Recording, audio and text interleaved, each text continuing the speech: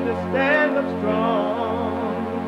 Ain't the truth about themselves to understand what went wrong. I know we can find a way. I know we can find a way. I know we can find a way to stand up, stand up, stand up. Uniting the races with truth instead of dividing them with lies. We're also rebuilding the family by rebuilding the man. I am Jesse Lee Peterson. Good morning. Welcome to the show. Welcome, welcome, welcome. You can get involved by calling 888-7753-773. 888-77 Jesse, Jesse, Jesse. My biblical question for this week, the biblical question: do you value your feelings? Do you value your feelings? Amazing. We have every way that you can watch and support the show listed on JesseLeePeterson.com/show. JesseLeePeterson.com/show. And you can hear the show if you're busy running around today, tonight, wherever you might be, different time zones in different parts of the world. And we are heard around the world.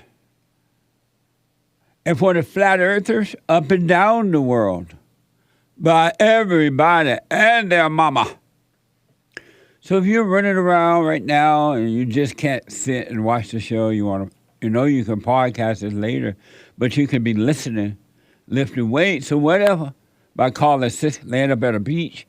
Call us 641-793-1500.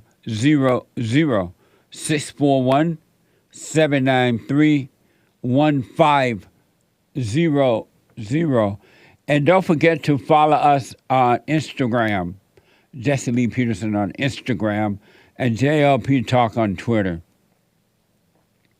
Follow JLP Talk on Twitter. Hit like, subscribe, ring the bell, whatever. And I do appreciate it.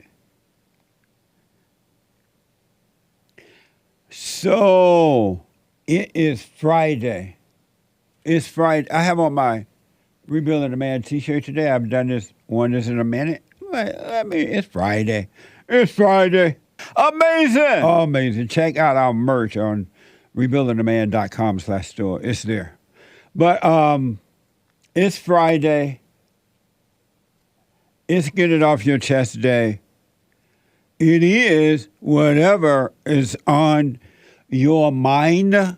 Express yourself Friday. You Tom like a mug. You need to go and get yourself bleached, because everything you say about black people, and you're sitting up there looking like a tar baby. It might sound like a semantics argument, but he's a gray alien. I wonder if he's been smoking pot. Y'all can go down there and get driver's license, right? I was looking at cars the other day, and they're all girly cars. Where are the men cars? These little soft cars. Because no one has produced one scintilla of evidence. No manly cars. No manly cars. I have a couple of friends who have those hybrid cars. Those things so quiet, you don't even know the motor is on. Beta, who want a car like that? What a mess! I realize as I'm getting to understand, to know the truth, the imagination is a mess. It really is. Think about it. Well, observe it. of what the imagination can cause you to believe. And the imagination can make you believe anything. And anything that you believe in from the imagination, thoughts, are all lies. It's a setup. It's a setup. You need to watch it. Just watch it. It is mind-blowing. And then you're living your imagination, believing those thoughts, and you're still miserable. You're in hell. You have doubt. You have fear. You have shyness. Your loneliness. You have all those things. And yet you live in your imagination and thinking that it's right. Yet though, you're miserable.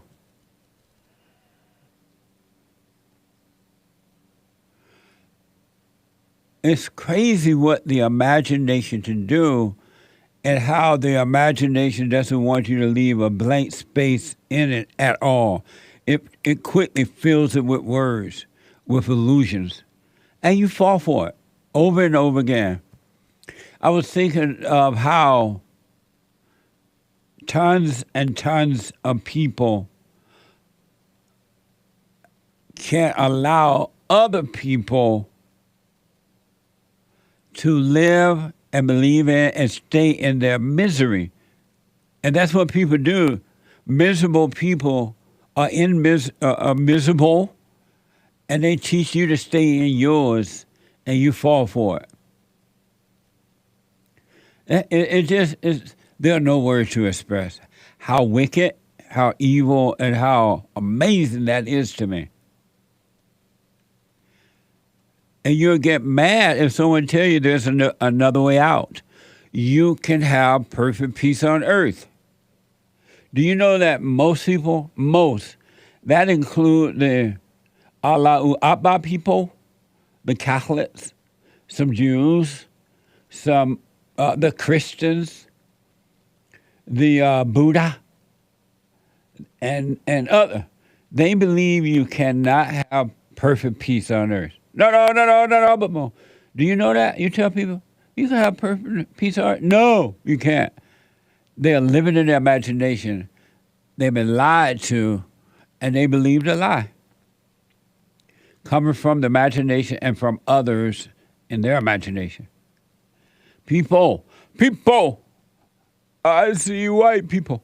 You can have perfect peace right here, right now, this very moment, as I speak, if you wanted it. Those who don't have it don't want it. That's why they don't have it. What the? They don't want it.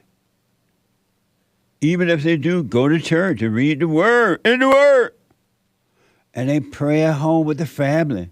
And they study the Bible with the family. Daily prayer, they call it. They're still miserable. And they love their misery. And they say, someday, by and by, when I get to heaven, and they have no idea what they're talking about. How you know you're going to heaven? We don't have heaven right here, right now. It is interesting. Know thyself, and I'm telling you, your world will open up for you. You are your world. But it's up to you. There is a lot of talk about, a lot of it right now too, about men playing in women's sports. You know, all that mess about transgenders and all that kind of stuff. And there are women who are really upset, emotional, about transgender men playing in women's sport. They're acting out too. They're not really that upset. And they don't really believe that men should not play in women's sports. It's just another way of ego boosting. And I got proof. I'm not making this up. Smiling faces sometimes tell lies, and I got proof. You know how they all marching and they're trying to get laws passed, new laws to prevent men from getting involved with women's stuff, their schools, their sports, and all that? It's all an act. Really. Because those same so-called mothers and teachers and Bible-thumping Christian women and others who are upset about it, pretending to be upset, they're okay with women playing in men's sports and getting involved with men clubs and destroying anything that's masculine. They're like, oh, you're discriminating against women. If you can do it, a woman can do it too. It's all an act. Because they want women to be in the military and be leaders in the military and all kinds of things. Anything that's manly, masculine, these so-called conservative and liberal and Christian and atheists and feminists and everything, they don't care about that at all. So I'm thinking out loud, why are you pretending to be so upset about transgender men playing in women's sports, but okay with women playing in men's sports and men clubs and men things? Why are you pushing for that? And they say, well, a man can hurt a woman in a women's sport. Are you saying that the man cannot hurt the woman in men's sport? It's all an act, folks. It's the same act that these so-called mothers are carrying on about cutting off the children's body parts and transforming those things too.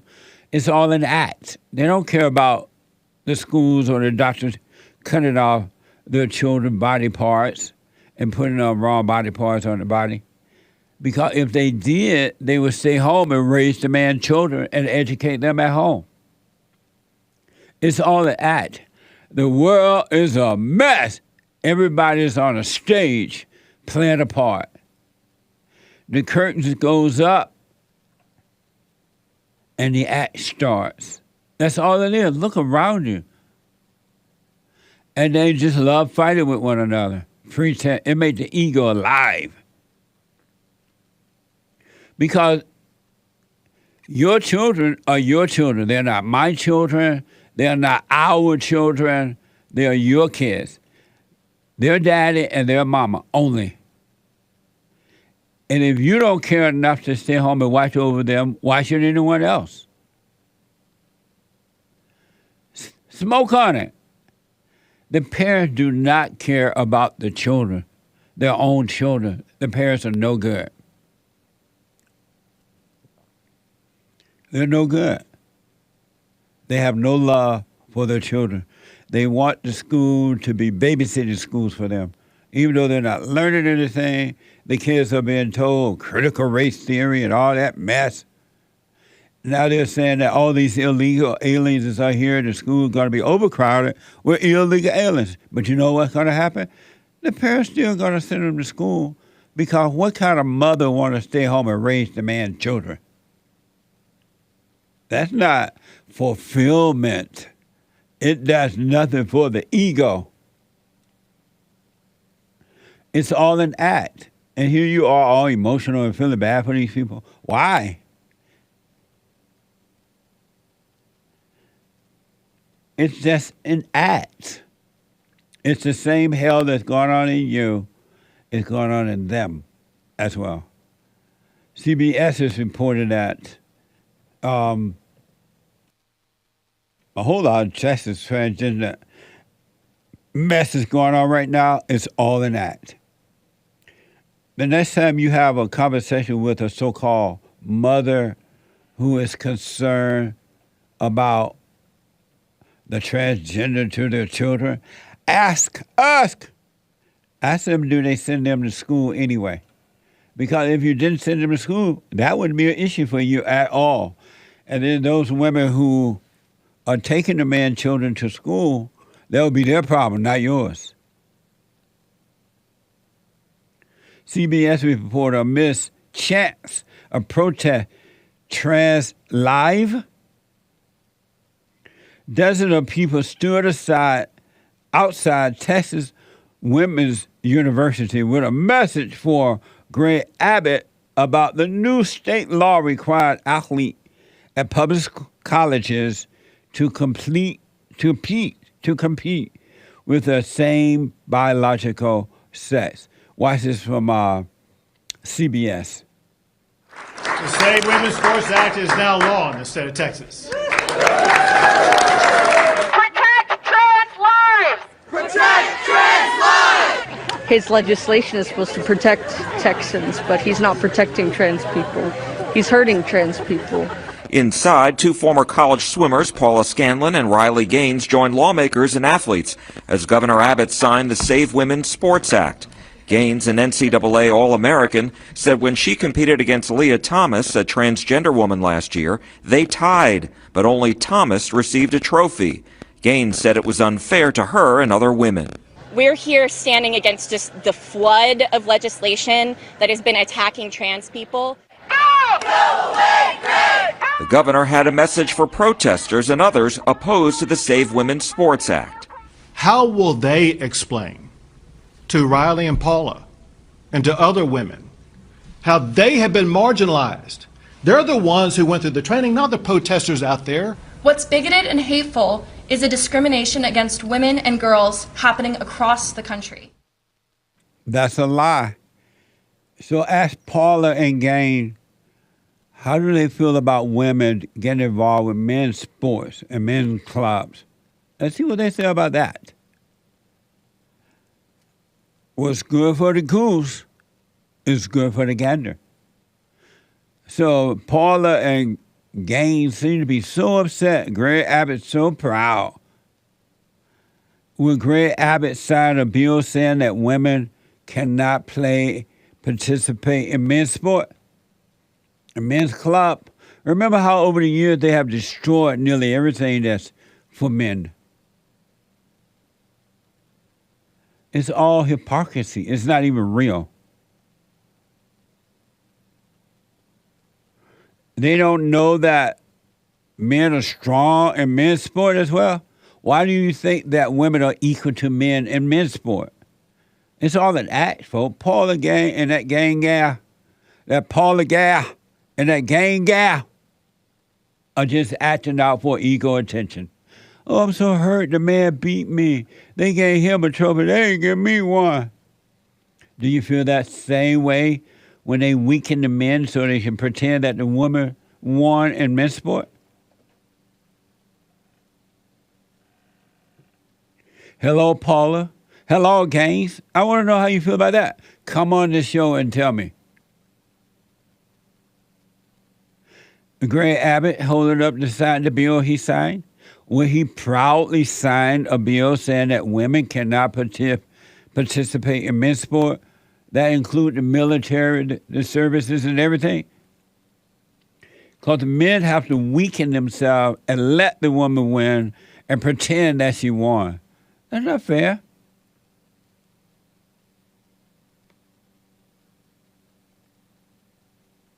It's all an act. Even in these universities, you have fewer men going now, thank God. And the women are taking over and pushing the men, and forcing the men to the side. Is that fair? You hardly see men doctors and lawyers anymore. It's always about the woman. Is that fair? What's good for the goose is good for the gander. You can look at these networks and they bring the little experts on, no matter what it may be, medical, law stuff, or whatever the issue is.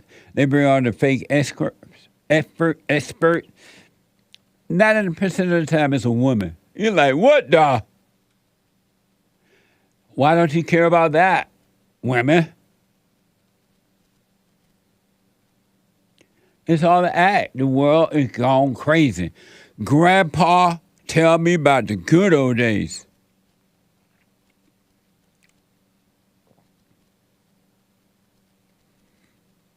Our country is going to hell in a handbasket because they've allowed women to get in and lead. The schools already, I hear people say, well, the schools are going bad because they took Jesus out. And I used to say the same thing. They didn't take Jesus out, they took the man out. It's not because they took the Bible out, it's because they took the men out of the schools. And anytime you take the men out of the situation, it's going to hell. And you bring women in, it ain't gonna make it better. Can't make it better. Ain't gonna make it better. No better. Y'all ain't gonna get better. It ain't gonna work. I don't care how emotional and deceived you are. It ain't going to work. Just like a man could never be a woman, and a woman can never be a man just because you put on a different body part.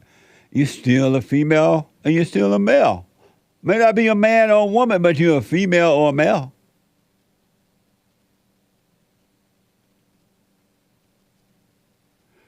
They let our country go to hell in a handbasket to appease these women.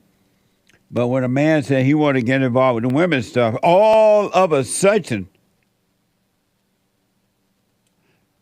it's a wrong with that. This is from defense.gov. I want to know from y'all out there in Radio Land, how can we defend our country like this? The defense.gov is reporting that in 2021, women made up 17.3% of the active duty forces and 21.4% of the National Guard. Watch this from YouTube.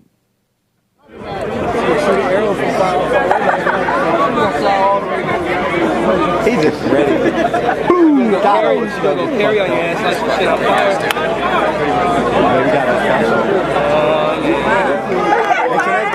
Like she's wearing her dad's stuff. Charge him! Charge him! 3 hits. Strategic. Strategic.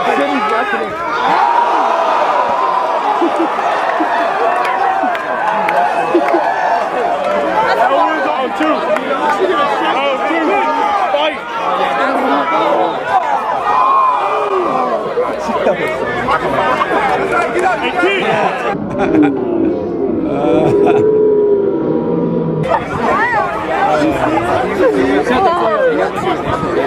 It's funny, man. All right.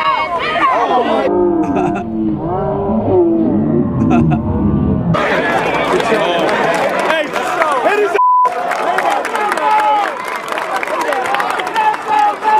Yes!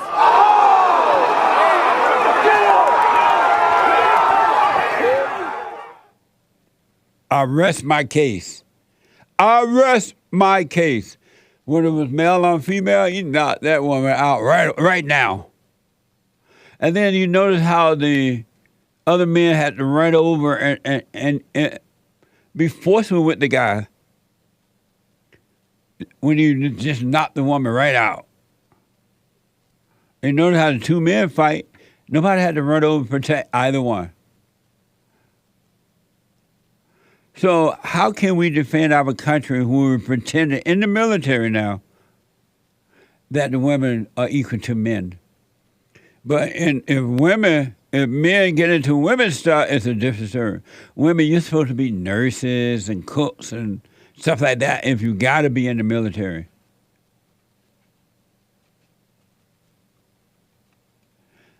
He not her. I mean, she didn't have a chance with him. Isn't that amazing? We don't have a military anymore because they're watering it down to pretend a female can be equal to a man. And that's no different than a transgender person in the military. It's the same weakness.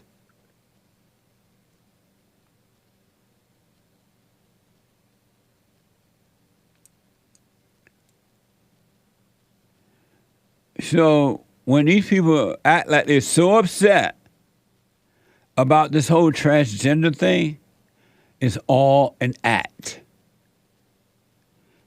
They want to be leaders. They want to be seen. They want to want people to think, oh, they love the children. And you know how the government say that our children, they are our children? I hear the Christian people saying the same thing, those who are fighting, quote unquote, against it. They say, we'll try to save our children. They're not your children. Just like they're not the government children. The children only belong to the parent or the parents, the father and the mother, no one else. It just feels good when you say our children. It brings the ego out. It makes you think that when you look at that mother or that father, oh, they love the children. Ain't about the children. What about the children? And now you have in 2021, 17.3% women make up active duty. Isn't that amazing? 21.4% National Guard. All the wrong people in the right places to make sure my country never comes back. They put all the wrong people in the right places. The devil is working inside of you, outside of you, inside of others. And speaking of women acting like men, I want to know, does this look like it's going to be a good movie? Watch this from BET. You will show your strength. You will remain noble. You will stand against injustice. All rise for Judge King. The United States of America versus Sean Samuels. I sentence you to death.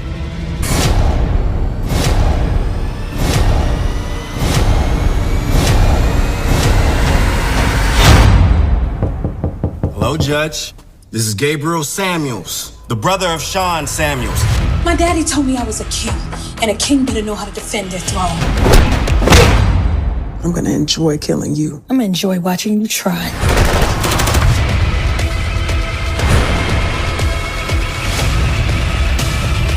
What are you willing to die for? I'm willing to die for the truth.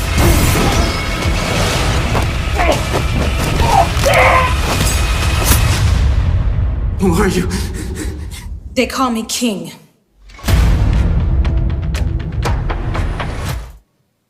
Amazing. So now they're calling the queen a king? I thought the black woman was a queen.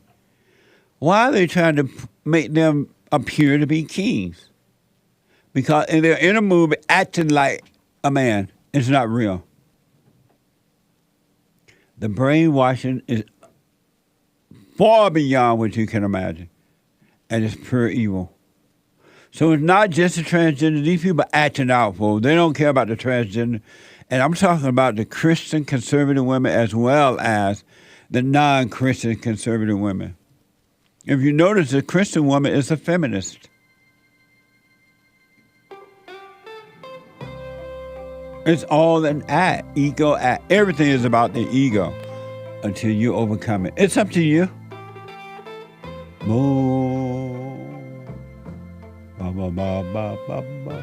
I got to take a break. It's Open Line Friday, 888-775-3773. When will you wake up? If not now, when?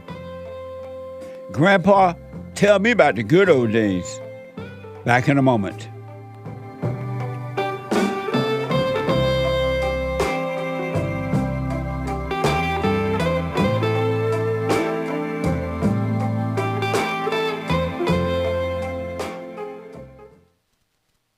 I have books that are amazing. I highly recommend you get them. 7 Guaranteed Steps to Spiritual, Family, and Financial Success Guide. Even if you're not starting a business, but you have a job, or you're on welfare, it can help you if you do. Be doers of the word, all right? From rage to responsibility. From rage That's where I write about, in the first chapter, especially how I overcame scam, how the black leadership exploits black Americans. They're using them, and blacks are too willing to be used. And then my last book, The Antidote, Healing America from the Poison of Hate, Blame, and Victimhood. They are all amazing books, and they are helpful. Go to rebuildingtheman.com if you want an autographed copy, or call 800-411-2663.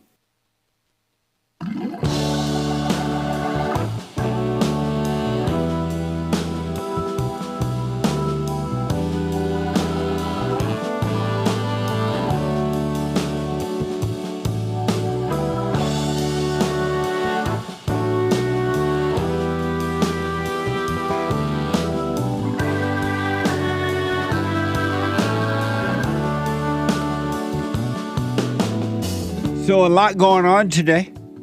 It's Friday. A lot going on.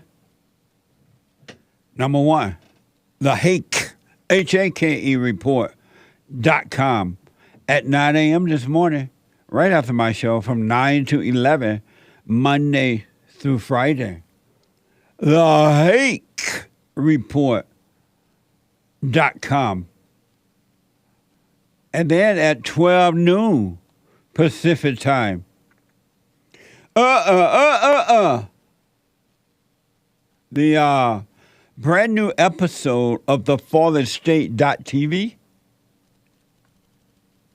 This week's guest is Peter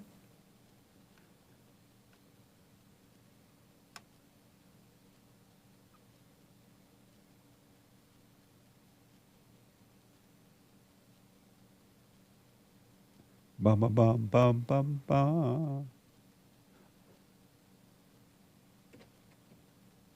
What happened? Continue.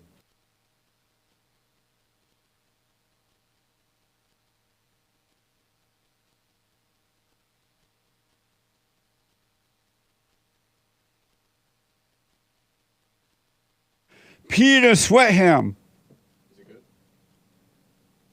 He's an author of Recovering Racist, a comprehensive and fair-minded attempt to reasonably discuss a discomforting subject. Watch this. Next time on The Fallen State. And so, are you a racist? Yes, I am. You really think that most black people are making choices to harm other people? I see it on a daily basis. You sound like an extremist and a half right now. I may not know my flaws, but I know black people. The white people are already licking the boots of the blacks. How much more licking do you need to do? George Floyd and I hooped together. Oh, yeah? Did y'all smoke pot together, too? White people commit more violent crime. What the? Do you think all women are narcissists? Yes. You're going to get me in so much motherfucking trouble laughing at your...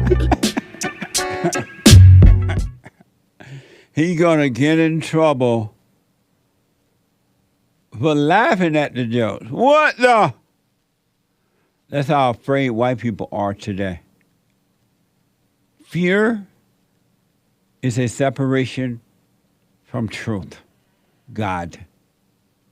If you have fear, just know, if you never hear me say it again, just know you have fear because you've been separated from the Father. That's another sign of. And have you noticed that the Bible thumpers have fear? But anyway, that's at 12 noon today, Pacific time. And then at 4 p.m., riding high, is the one and the only American Anchor Baby. At 4 p.m. today, get ready. It's going to be a smooth ride. The American Anchor Baby at 4 p.m. Pacific time. And for Sunday morning fellowship at 11 a.m. for everyone. For everyone.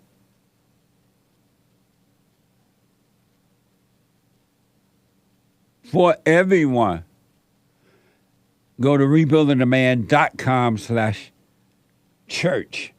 rebuildingtheman.com/church. and to donate and get your comments read out loud, go to buymeacoffee.com/JLP Talk. All right? I do appreciate your support. Got a lot to do. Let me go to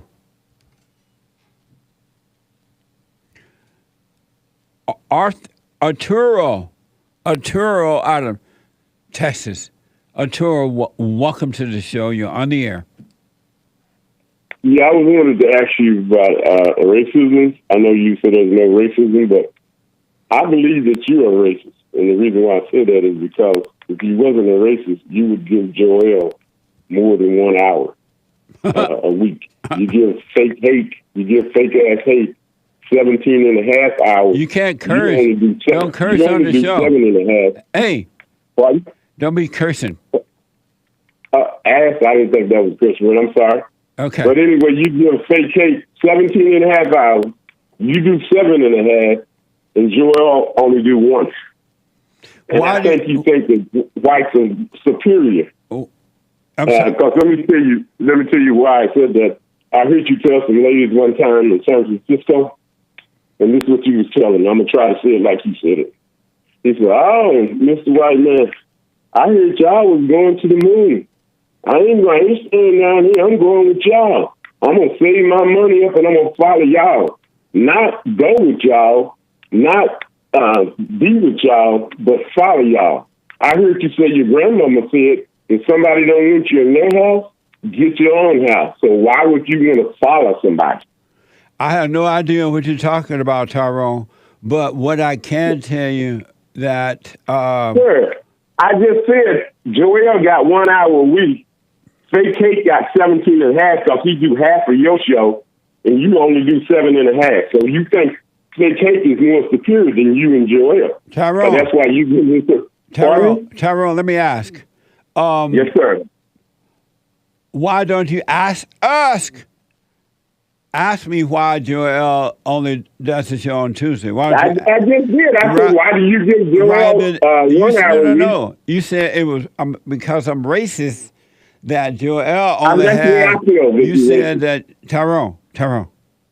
You said that Joel that I'm racist, and that's why Joel doesn't have it. You didn't ask us why. You assume what it was. Why not ask first and then get the answer? Okay, I'm telling you that because that's the way I feel. No. Why not ask if you don't know? You don't know what the deal is. Why not ask? Well, explain it to me then. No. You didn't answer that question. Why you came out? Explain it to me. I'm asking you now. Explain to me why Joel don't get the 1 hour a week. Tyrone.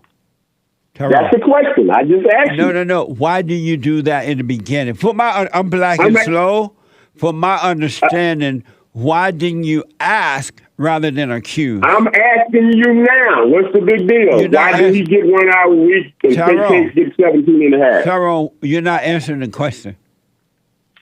Answering the question? What do you mean answering the question? I'm asking you a question. Tyrone, why didn't you ask before you say I was a racist? I feel that you are racist and you think whites are more superior to you. Tyrone. Why would you want to follow some white folks? Tyrone. When you can go and do your own thing? I gotta go. I can't get no conversation out of Tyrone. You want to run when somebody to be Arturo. Tyrone, you're not answering the question. You're not Arturo. You're Tyrone. And my name is not. You're Tyrone, and you're not answering the question. What the? And so, see how things work? The mind work? He came on and said, you're racist because you only give Joel Tuesday. But he didn't ask why. And I'm asking, why do you ask before you accuse? And he won't answer that question. And he expects to have a conversation. What the? And I wanted to ask, why is he calling hate names? What's fake about hate? Hate is the real deal. He ain't got that good hair for nothing. Amazing.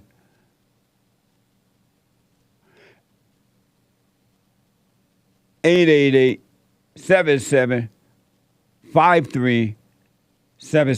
There's one line open. Dimitri out of Indiana. Dimitri, welcome to the show. You're on the air.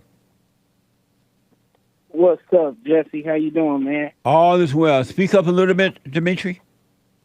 Oh, man. Can you hear me? Go ahead. Can you hear me? All right, good to be on with you again, man. Thank you. I recently watched an interview, man, with the you had with the train conductor. And I just want to go back over with something that you had said in regards to the people and their salvation, about how people come up with the notion that they believe with their mouth and that they are saved. What was you saying on the points of that in that video? What this morning? No, with the train conductor, your recent interview that you had with him. Oh, on the Father State, the true conductor? Yeah, the true conductor. Yeah, when you were talking about salvation and you said there's a notion that I guess black people have that they believe with their mouth and that they are saved, and that you necessarily don't believe that, and you don't know where that is in the Bible. Well, I don't remember exactly how that conversation went, but I do know that in these churches they are teaching the people that all they need to do to be saved,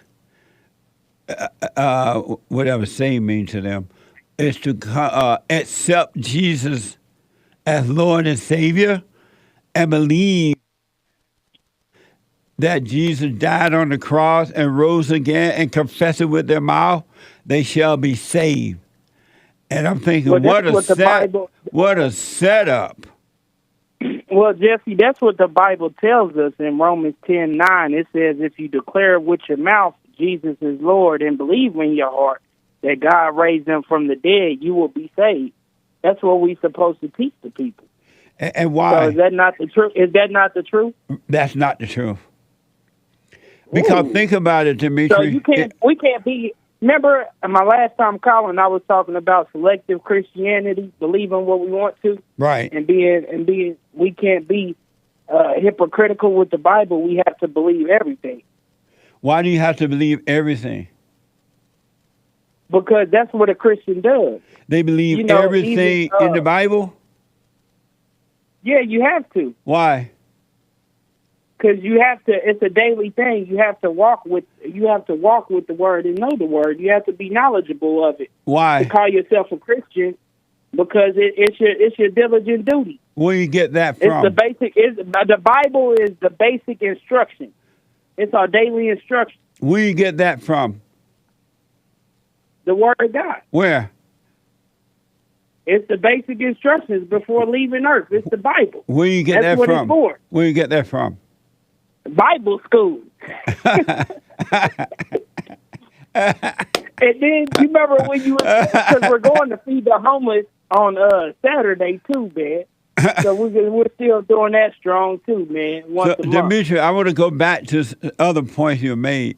Where do you get that from, that you have to read the Bible daily and live by the Bible and believe every word in the Bible? Just like repentance is a daily thing, man. But I asked you didn't answer the first question first. Where do you get that idea from that you have to read the Bible daily and believe everything in the Bible? Because the word said it's our daily bread. It's something that we need daily. It's something that we need daily to guide us through in life. Where is that in the Bible? If we don't have that it's our daily bread, I can look that up for you. But where is that in the Bible that you have to read the Bible daily and believe everything in the Bible and you shall be saved? It said, believe in your heart and confess with your mouth that you shall be saved. And believe what in the heart? Believe in the heart that Jesus Christ rose from the dead. Amazing. And so is that what you believe? That's what I believe. And then you read the Bible every day and you believe everything in the Bible? We have actually in our church, we have a group chat. I'm asking you, do you believe in the Bible Yes, and I believe everything the Bible says. You do. I'm not a 75% Christianity. I'm not a hypocrite. Why do you believe everything in the Bible? Because so nobody will call me a hypocrite. And so, and why don't you have perfect peace and you believe everything in the Bible? I have perfect peace. No, you I'm don't. good. No, you don't.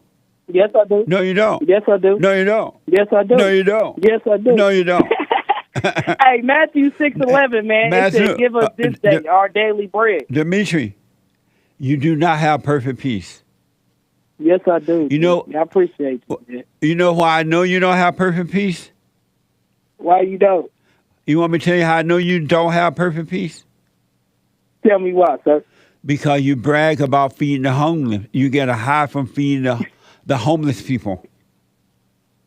Yeah, because I get excited because that's what we supposed to do. As I get excited when I go to the prisons. I get excited when I bless people. As a Christian, that's what we're supposed to do. If you had perfect peace, would you get excited about doing those things? I do. That's what brings me peace, giving to others. If you had perfect peace, would you get excited about doing those things? Still, yes, I do. I do have peace. If you had perfect peace, would you get excited about doing those things? Yes, I would. Why? Because even like Hebrews 13:6, say, "Do not neglect good, and to share what you have, for such sacrifices are pleasing to God." And what good? That's how. How is it good that you go feed the homeless? How is that good? Because it's a sacrifice. Of it's what? A sacrifice of my time given to others. Amazing. I appreciate it. And it shows my kids. And it shows my kids that I'm selfless. That I'm not. That I'm able to give to somebody else. So your kids, so when they get older, they will learn not to be selfish. Your kids know you're doing this too? Yes, sir. And why do they need to know? My kids go to church. Huh? Why do they need to know?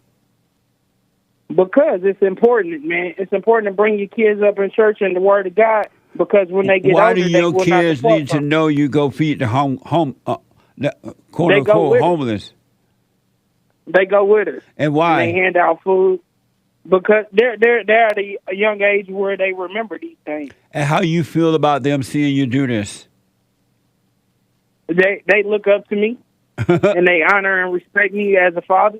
Amazing. I appreciate it, Dimitri. Very interesting. Thank you, buddy. Yes, sir. No problem. Have a good one. You too, man. Thank you. All ego. People who feed the homeless are no different than people who pretend that they are concerned about transgender men playing in women's sport, and yet no concern about men playing in men's sport. Same thing. It's the same spirit as those people who pretend, those mothers who act like, oh, I'm so concerned the body parts have been taken off my children. But yet they send their kids to school so the body part can be taken off. So they can go and act like they equal to a man. It's the same deception.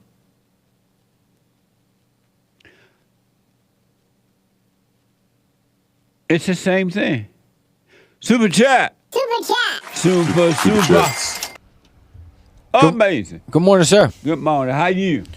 All is well. How are you? All is well. So, do you mind showing the people your Jesus gold bar there? Oh, yeah. It's just a little Jesus rosary. A what? Little Jesus rosary kind of thing. What are you supposed to do? What's it supposed to do? Yeah. Save me. I thought I saw Jesus. He white. And he's alive. He looked gold on that gold bar though. No. The face is he white. Yeah. Thank you, Jesus. Is that a graven image? I mean, probably. What a mess. Is it, Jesse? Yeah, it is. What time? Seriously? What do you think? You got Jesus on the bar? What the? But what about when I wear them on the T-shirt? Same thing. That's also an image. So it's bad? No, it's fine. Just know it ain't real. Yeah. Don't worship it. Don't don't act like you've been saved because you got it around your neck. Right. And don't get a high when people see him hanging around your neck. Right. You know what I mean? Yeah. It's just a gold piece of bar. WWJD. That's right. What would Jesus do? Super chat. Super chats. On Buy Me a Coffee. BuyMeACoffee.com/JLP Talk. Someone bought 5 coffees. Jesse, I just wanted to say thank you for all the work you do. I've begun to no longer believe in Jesus, and now I know him. Bless you and the rest of your team. Much love. Thank you. I appreciate that. Stay with it. With 5 coffees. Thank you. Stay with it. Thank you. Joel or Joel, not sure which, Selima bought a coffee. Jesse, today at work we had some so-called mental health expert woman come to our work site and try to tell a room full of men that it is okay to be emotional and blah, blah, blah. What a mess. What a mess. This is what happens when you put women in charge.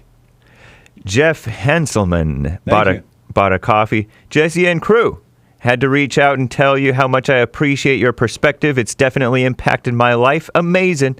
Me and my 3 white babies get a kick out of Uncle Jesse's catchphrases. What the? Plan to call in with a question soon. Nice. Keep on making white babies. Make more than 3. Because you heard the report that after a while there'll be white folks are going to be minority in their own country. And it's over for the country when that happens. Hello, South Africa. Mommy Africa. It's going to be a mess. So keep popping out those babies. And Thank you. And it's my 3 white babies and I get a kick out of JLP's catchphrases. Amazing. Not me and my. Anyway, Fentanyl Floyd bought a coffee. Fentanyl Floyd? Studying emoji with an eyepiece.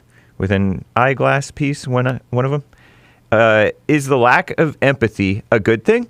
The older I get, the less I empathize with others. What is empathy? Feeling someone else's pain. Or something That's like insane. First of all, you can't feel somebody else's pain. It's all an illusion.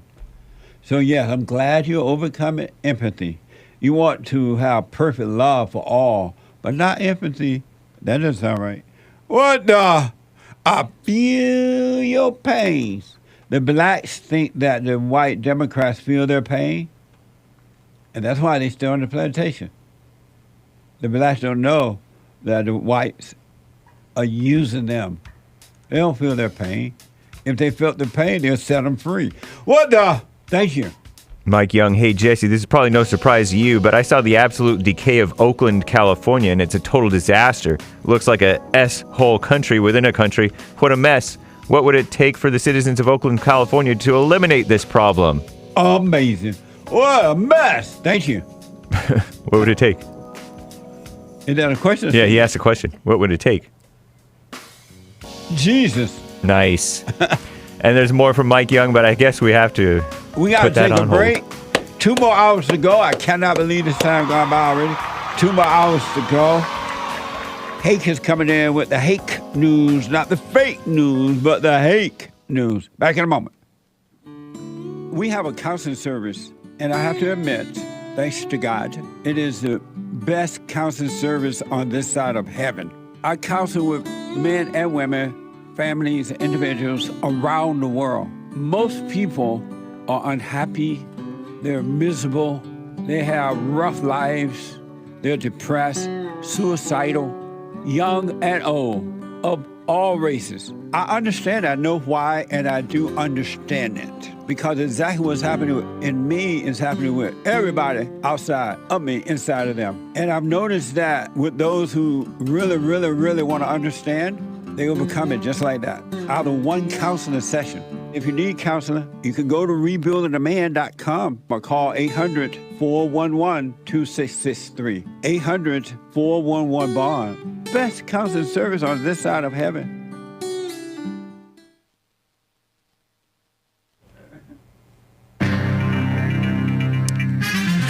Grocery and restaurant prices are going up. And the Maui wildfire body count, at least 55 as of last night, Thursday night. Trump won't sign the rhinos' loyalty pledge. They are very disloyal themselves. That's why they're running against him. Sleepy Joe Biden wants $24 billion more for Ukraine, and 55% of Americans say no. But will Congress pass it? Probably. This is the end of hour one of the Jesse Lee Peterson Show. It is Express Yourself Friday. August 11th, 2023 AD. The lines are full, but JLP will get right back to you guys for Get It Off Your Chest Friday, hour 2. But first, Hake news, not fake news.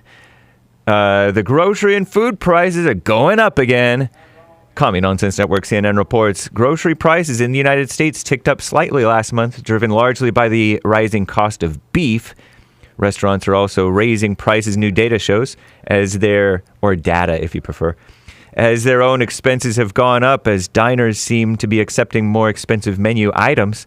I have heard that inflation also went up, but Commie Nonsense does not mention that in July, apparently. I could be wrong. I saw it on Twitter, though.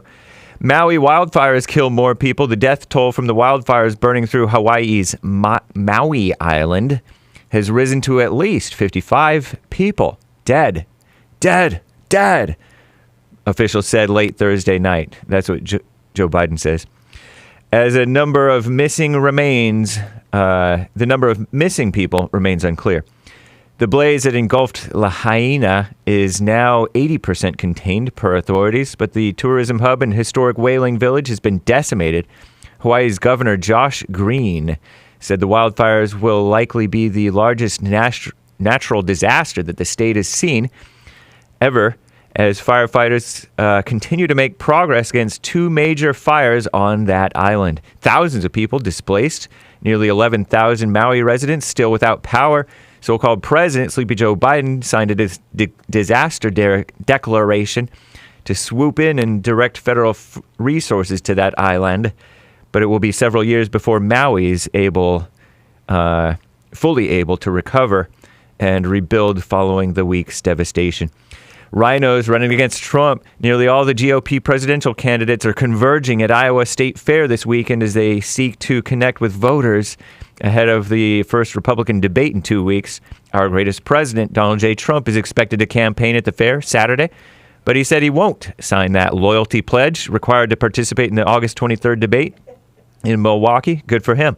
The Republican National Committee, the Rhinos, RNC, evil RNC, specifically established that requirement known as the Beat Biden Pledge, commitment to back the eventual Republican nominee no matter who wins the primary. Bunch of dumb, lame-o rhinos. Trump has refused to make that commitment, saying Wednesday, I can name 3 or 4 people whom I wouldn't support for president.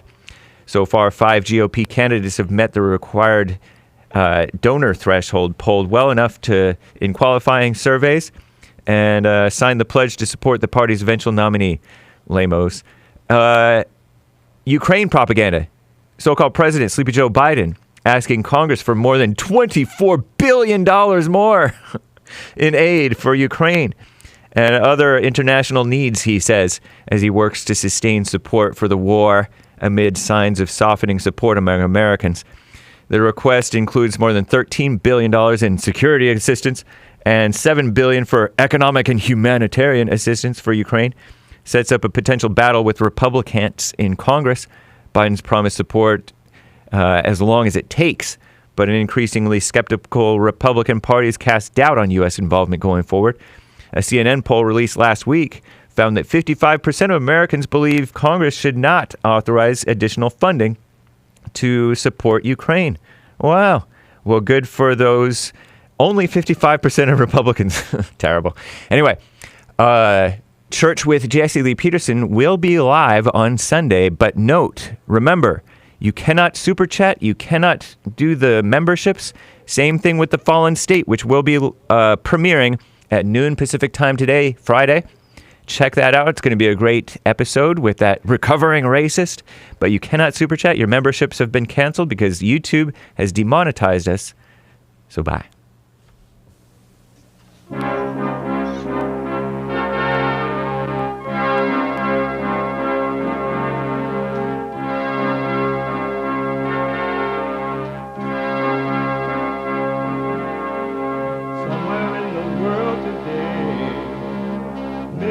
to stand up strong.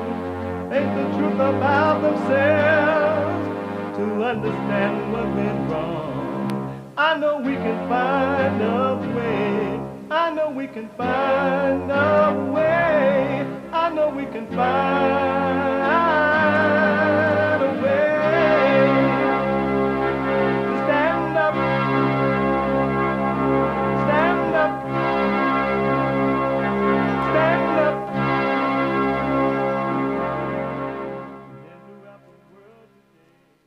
Uniting the races with truth instead of dividing them with lies.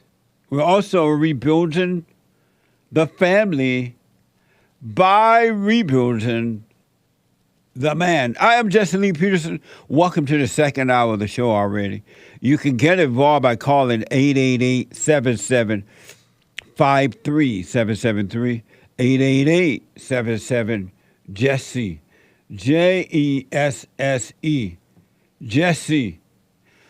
The biblical question for this week: do you value your feelings? Do you value your feelings?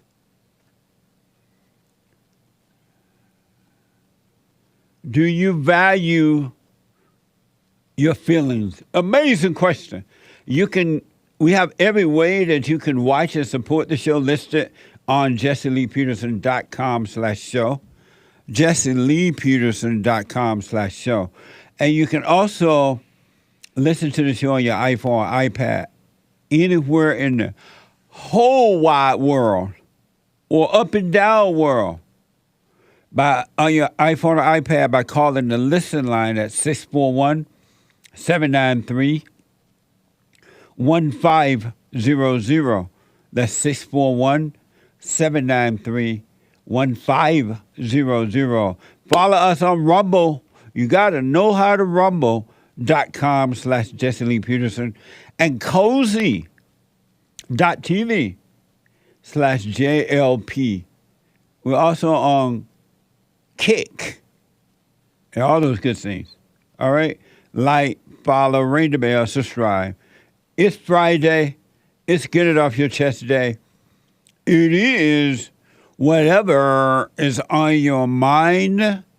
Express yourself Friday. You Tom like a mug. You need to go and get yourself bleached, because everything you say about black people, and you're sitting up there looking like a tar baby. It might sound like a semantics argument, but he's a gray alien. I wonder if he's been smoking pot.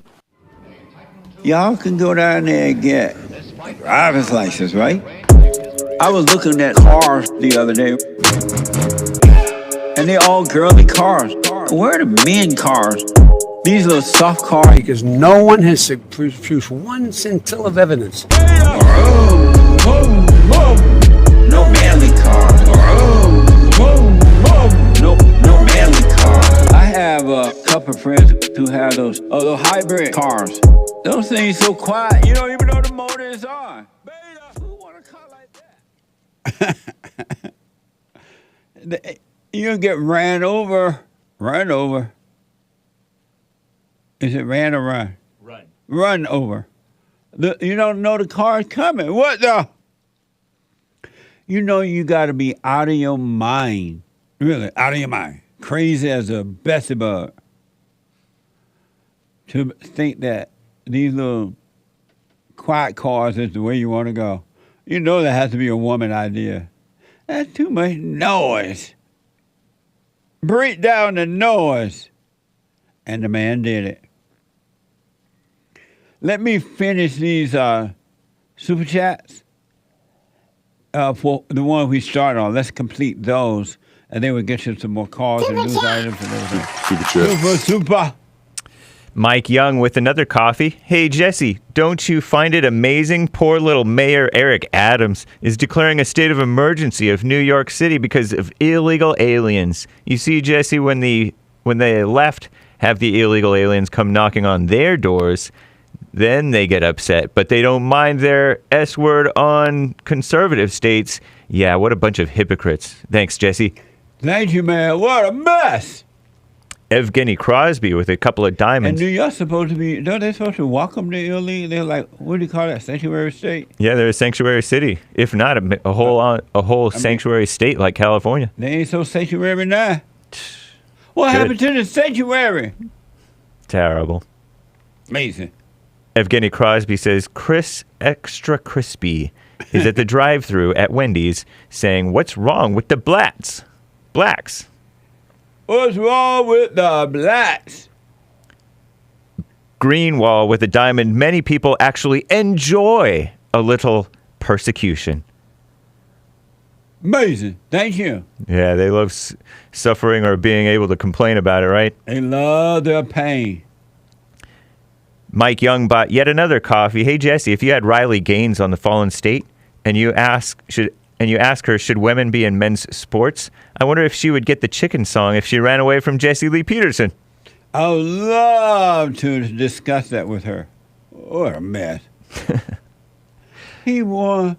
We won at the same time. He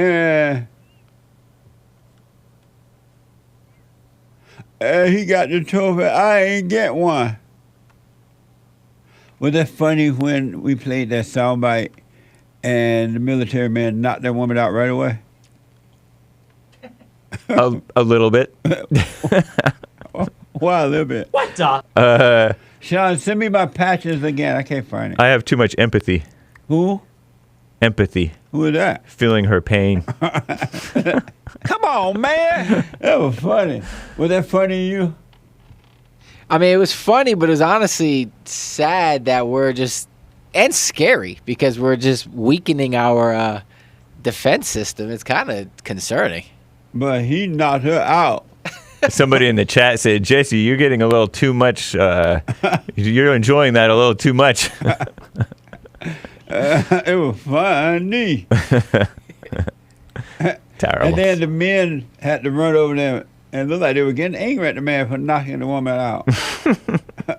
What, are you supposed to go easy on her? Right. You think the Muslims would go easy on her? If she go, that's right. They gonna push the guy off after they were mad. They might go easy on her because they do go easy on the women. They just kidnap the girls, but they burn to death the boys. Who? Boko Haram, for example. Because they want to have sex with the girls? I don't know. They're more gentlemanly to the female infidelettes. Really? Yeah, infidels, as opposed to the male infidels. What a mess. Yep. Thank you. Mr. J bought a coffee. JLP, there's a clip of you from 20 or so years ago where you're talking to a Latino reporter. He might mean Latina. And with a white man, and he has blood on his face. She asks if he's racist, and then you turn around and ask her if she is. I remember that. We were having a rally about the illegal aliens in our country. That was years ago. See, I told you, rallies don't work. Yeah. It gotten worse and not better. And then he has a guest request. Thank you, man. Send that over via email, but appreciate that. Thank you. Thank you, Mr. J. Thank you. Nangiti equals not from Africa. Bought a coffee. Hi, Jesse. How do you learn from your quote-unquote enemy? I don't want to judge others in situations anymore. I'm just afraid that not being alert, I will be drawn back into sometimes dangerous situations I've had in my life. How to overcome this? You learn from them by not resenting them. Don't have anger toward your enemy, and you will not end up, it won't happen to you again. Plus, the light that protects you, which is of God, the nature of God, will also allow you to see your enemy, and you will not be overtaken by them. Just drop the anger. They can't help it. All right? Amazing question. Thank you. Some biblical question responses. Can we do some biblical question responses? Do you value your feelings?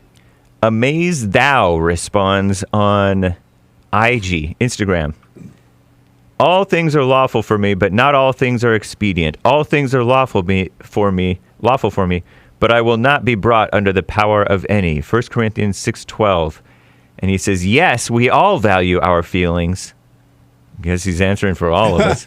But our feelings shouldn't control, he says. So this person valued their feelings? Yeah. Thank you. I'll put my 2 cents in on Sunday. Amazing. Grual Seymour Jot says, my feelings for God.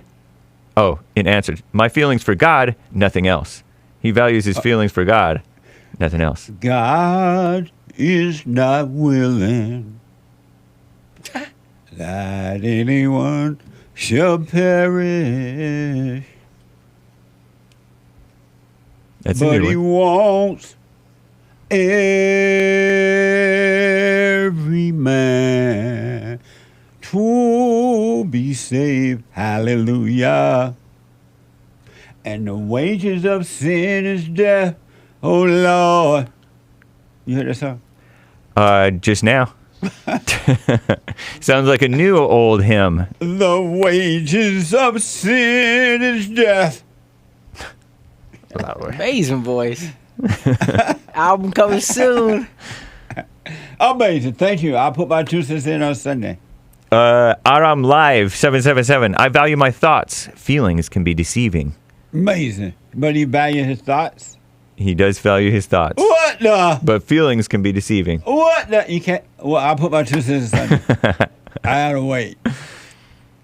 Patrick Polak says, in answer, whether you value your feelings, not as much as I value my logic. Much more important to me. Reduce your feelings, live logically, progress pragmatically, and watch your life flourish. Stars emoji. So he valued feelings, but not as much as he valued logic? Yes. Oh, okay. I'll put my 2 cents Sunday. Thank you.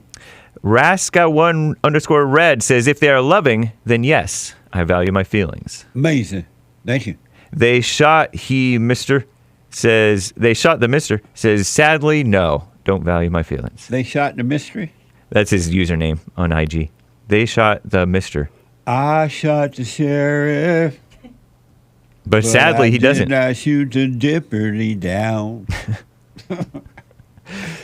Thank you. Michael Baub says, no, my feelings are not useful and sabotage me. Amazing. BR Andy 8976, the feelings of the gut, yes, but the feelings of the heart, no. Amazing. Nice, yeah. Clint over on Facebook says, wow, great question, but unfortunately, I think I do. Nice. And thank you guys. That's all for now. Thank you all. I'll put my 2 cents in on Sunday, and thank you for your super chat. It's amazing. I want to just mention the DEI, Diversity, Equity, and Inclusion Program. What a mess, huh? The Blaze is reporting that Best Buy is facing a boycott over offering leadership programs that are only available to non-white employees. That's at Best Buy. How do you do that at Best Buy? According to the Blaze, though, they are now being boycotted over offering leadership programs that are only available to non-white employees. What a mess. What a mess. Let me go to West. Ooh, mess going to West. A first-time caller out of Chicago. West, welcome to the show. You're on the air. Peace and blessings, Jesse. Thank you, buddy. So, really, I was just calling to get some type of insight on what would you do. I got to give you a little background on me so you can understand where I'm coming from. I'm 26 at the moment. When I was, I'll say basically like since I was 13, I kind of lived an alternative lifestyle. And I didn't know until I was about 16 that the lifestyle that I was living, everybody, like my older brothers, my father, all of them, they lived that lifestyle as well, but they never taught me. I might have seen it subconsciously, but I just followed in their footsteps. Long story short, I'm trying to make it short. When I was 3 years ago, I decided to leave the lifestyle that I was living, and I wanted to pursue something that I could do good business with people, basically where I could do business where it's not just me smiling on the end of at the end of the deal. We both are smiling. I just want to do the right thing. And getting in contact, like just having some Your phone going in and out right now. I'm sorry. Can you hear me now, Jesse? Yes. Okay. So I was having a lot of events in my life where God was showing his hand in my life, where he was just saving my life, and I couldn't deny the fact that God was real anymore. So I decided 3 years ago to try to become a tattoo artist, so that I could stop making money the way that I used to make it and make it a different way. Through the grace of God, I actually became very successful in my first year. I went from being homeless, tattooing with nothing, to like living in a penthouse downtown, buying anything I want. Like everything was good, but I didn't do well with what God was giving me. I ended up getting into drugs, heavy, just weed, and I used to drink a lot of lean too. And I used to just be defiling myself with women. I just kind of like lost myself with that lifestyle. And I lost everything. I'm not going to lie to you, Jesse, but I prayed and God gave everything back to me within months. And I ended up going to Hawaii. Something just told me, like, go to Hawaii.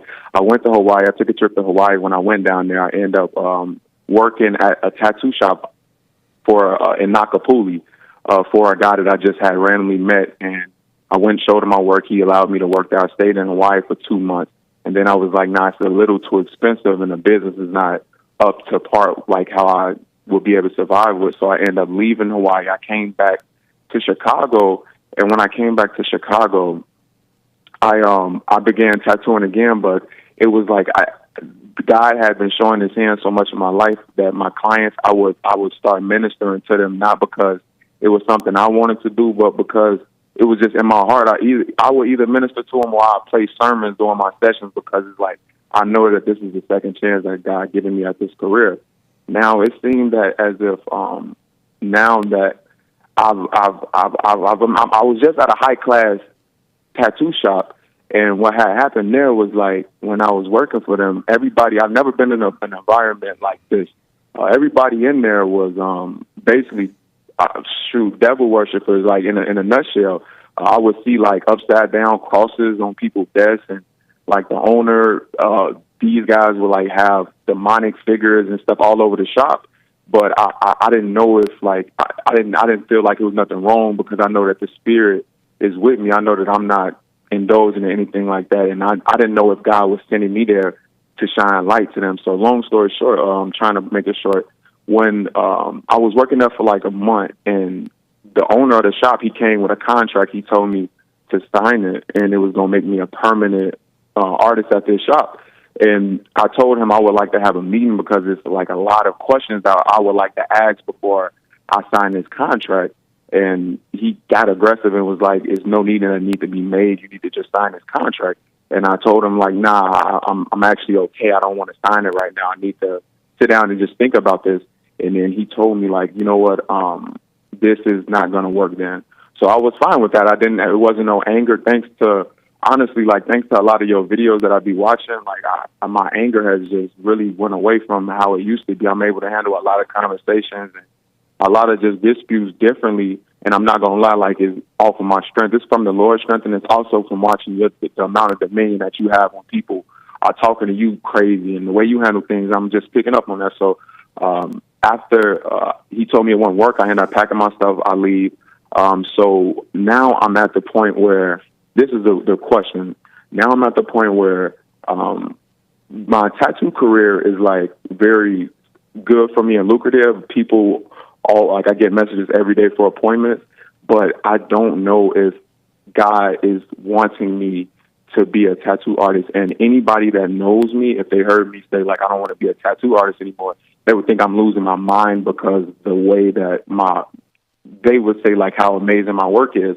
But in my heart, I don't feel, I don't know if this is the will of God for me to be doing this. I don't know if this is a distraction from my true destiny. I do have dreams where, I'm rebuking spirits. I'm preaching the word of God. I'm doing all types of things. And then I got like family members that they've been in church their whole life. And some people look at my gift like it's demonic. some people look at my gift like it's a gift from God. Some people don't care, and that's cool as well. But my question to you is, now I'm at a point to where I'm at a standstill in between doing tattoos and trying to step out on faith and figure something else out in order to please God more. I can't lie and say that since I've been on this journey these 3 years, that the people that I've met, I've made people change their lives around and try to see God and read the Word and things like that. And it's never been on the cause of me wanting to be something or be a preacher or be a minister. I've never wanted to do anything. I just learned how to be in the Spirit and allow God to use me.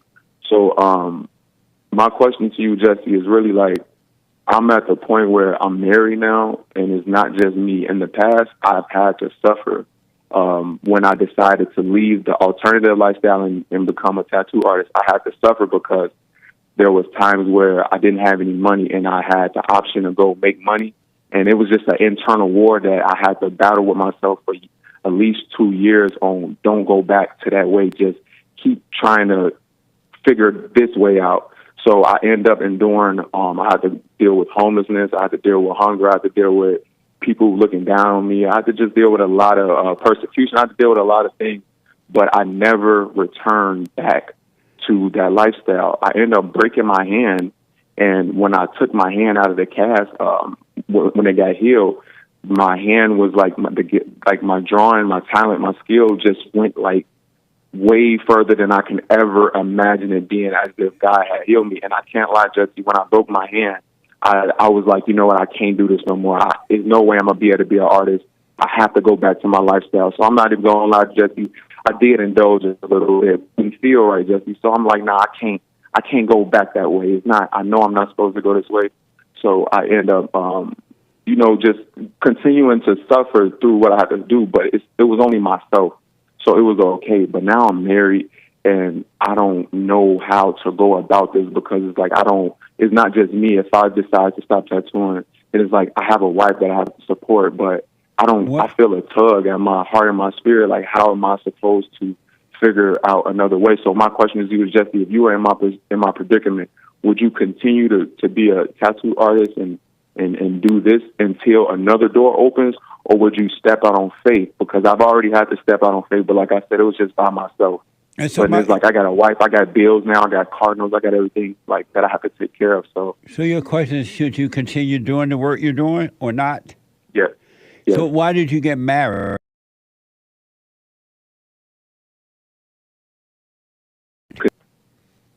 I was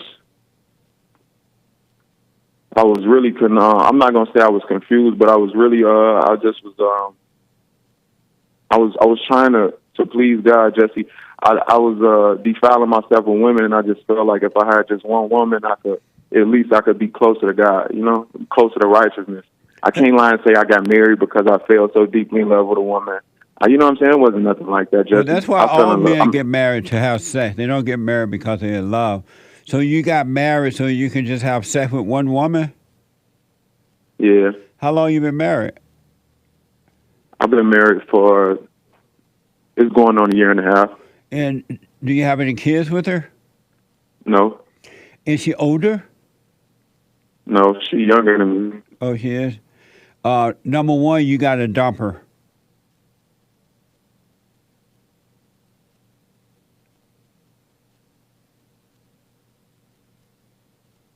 Hello? Okay. What do you think about that? Yeah. I think the Spirit of God dwells within you, Jesse. I mean, I don't know what would make you say that. Because that's a wrong reason to get married. You're just bringing more hell into your life. And right now, you're not ready for that. It's just common sense. And the devil is leading you right into hell, right? By making you think something crazy like that. And you're just not ready to be married. And if you stay in it, you're going to start making children with her. And it's just going to get worse for you. Wow. You're right, Jesse. I can't lie to you. I was warned not to marry before I married, but I didn't care because I just felt like I had it all figured out. and I was warned. So for you to bring that up, out of all the things you could have said, you told me to dump her. I mean, that's confirmation in my life. So, Jesse, I appreciate that, man. Because both of you and her are going to be miserable because you're trying to get yourself together right now, and you don't want to start a family yet. You're just not ready for it. It's not. Marriage today is not easy, period, today, because the women are so crazy. And you're doing it for sex. And that's not love at all. And God would not want you to get married just for that reason. All right? Yeah. And then secondly, you be grateful that you have a talent. You have a job. And it's nothing about glorifying God or any of that stuff that you're reading into it. It's so that you can function in a physical way on this earth. It's just a job. It's not who you are at all. And so get away from this notion that you're doing it for God. Because that's why you're so confused and you can't see that it's just a job is a way of providing for yourself. And if you can, once you get rid of this woman, and if you can start your own business. Why don't you start your own business doing that kind of work? Wow, Jesse.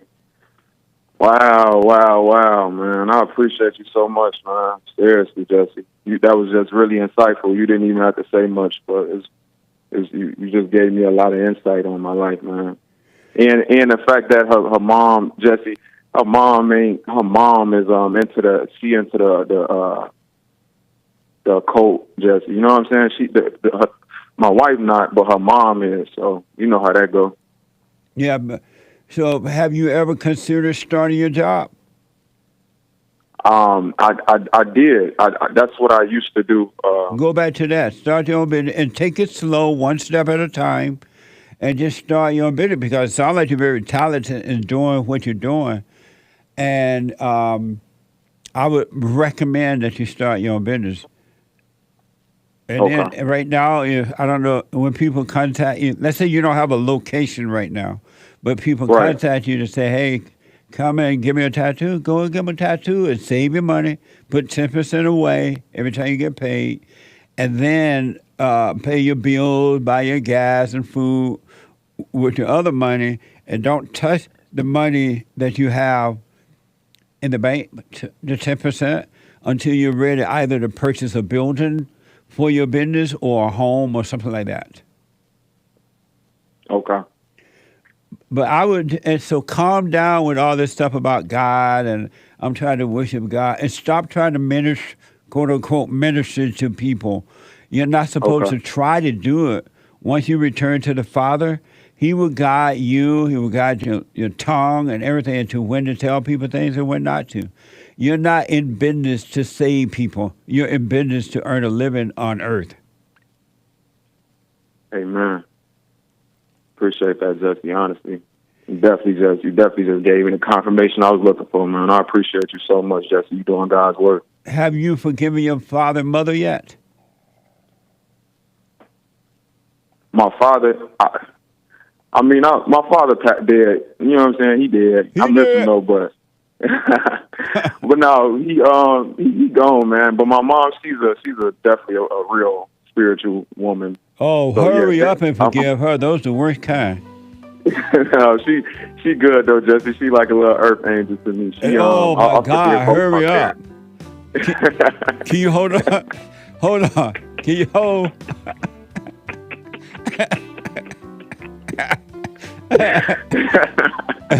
Hold on, man.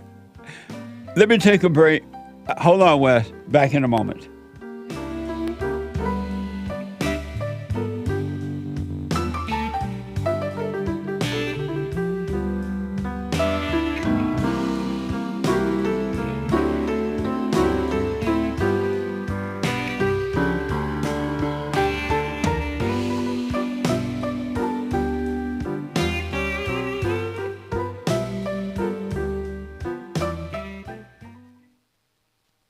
Now, I totally disagree with the way things are going, but you can't be angry because that's what the enemy wants. He wants to control you. They do things to make you mad so they can control you. It's like being married. And the wife would do things to make you mad, or she'll do things to make you feel good. And men do that to women too when they want something from the woman, especially sex. They'll make her feel good or they'll make her angry. And the woman's gonna have to say, you don't want to be angry. You want to speak up. You want to disagree with what's going on. It's wrong, but do not be angry. Then you won't have fear. You won't have doubt. You won't have worries. You'll be able to see, but you got to stay away from anger. That's why you must forgive your mothers and your fathers so that you can overcome the spirit of anger. It's a spirit and it's wicked. Nothing good in anger because it has no love, folks. You need love to defeat evil. And love is not a weakness. It's a strength. It's from God. It's His nature.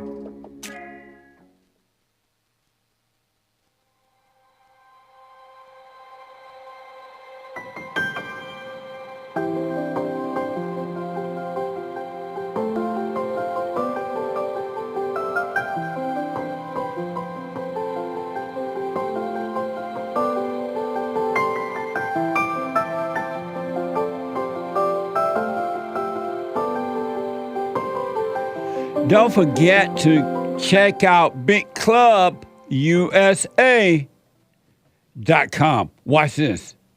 People tell me I have a lot of alpha energy. Jesse, what gives you so much alpha energy, they say? Is it energy drinks? No. Is it cigars? No. It's Alpha Jerky. Alpha Jerky from Big Club USA. Alpha male, and you can have Alpha Jerky energy too. Amazing. BigClubUSA.com. And if you put in the promo code, and I encourage you to do so, the promo code JLP33, you'll get 15% off. The Alpha Jerkies are delicious. Amazing, right? So check it out. And brand new episode of The Fallen State today at 12 noon. Brand new episode. I had an interesting conversation with Peter Schwetham. He is the author of Recovering Racist, a comprehensive and fair-minded attempt to reasonably discuss a discomforting subject. Watch this. Next time on The Fallen State. And so are you a racist? Yes, I am. You really think that most black people are making choices to harm other people? I see it on a daily basis. You sound like an extremist and a half right now. I may not know my flaws, but I know black people. The white people are already licking the boots of the blacks. How much more licking do you need to do? George Floyd and I hooped together. Oh yeah? Did y'all smoke pot together too? White people commit more violent crime. What the? Do you think all women are narcissists? Yes. You're going to get me in so much motherfucking trouble laughing at your... At 12 p.m. today, thefallenstate.tv. You do not want to miss it. And one last quick one is, we can't, YouTube don't like us right now, so they kind of cut us off. You can donate and support us at cash.app/bondjlp, cash.app/bondjlp, buymeacoffee.com/JLP talk. And also on, what's that channel we are? Kick? No, the other one.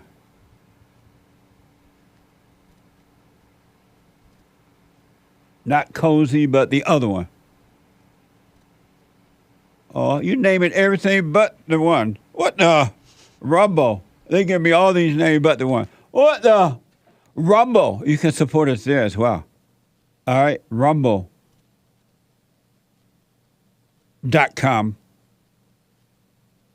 Whatever it is. Y'all know what it is. I don't know what it is.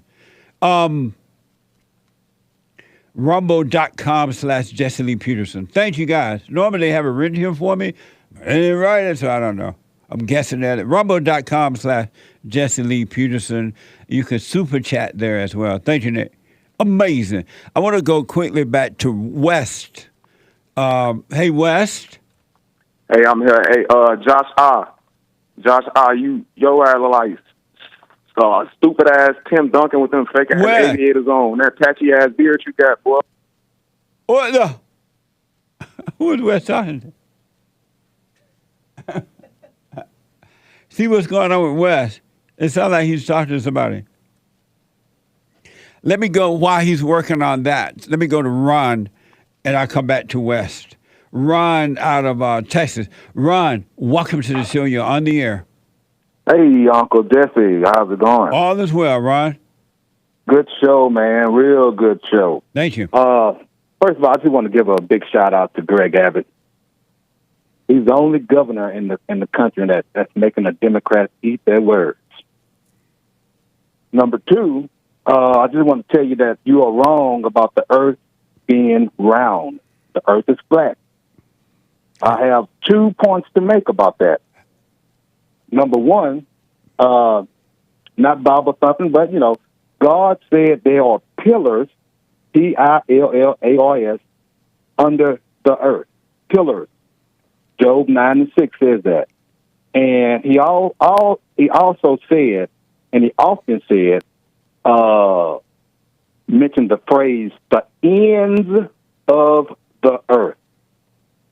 If you look at a ball, can you point to the end of that ball? Yes or no? You can point to the end of the earth if it's round.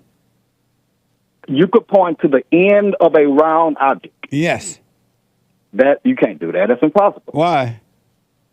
There's no end. Anybody would know this. There's no end to a ball. But can't you have a ball, there's no end to it. But can't you go and say, hey, that's where the ball ended, going on around it, and come back around again, and you keep going around it?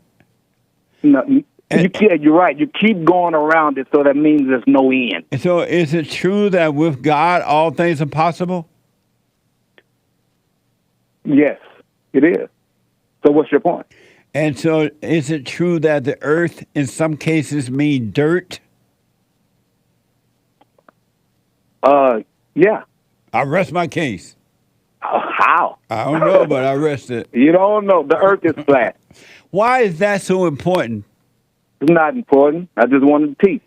Oh, okay. Well, thank you. I learned a lesson, but still, I don't know if it's true or not. But I do know that I appreciate you telling me that. Thank you, Ron. One last question, Jesse. One last question. Hello? Okay. Oh, okay. I thought you hung up on me. Oh, you thought light lit. You got to admit this one thing. I know about it a couple of years ago, you thought Abbott was a rhino. You can't believe this man is a rhino Republican today. Am I correct? No. So you still think he's a rhino, yes. Right?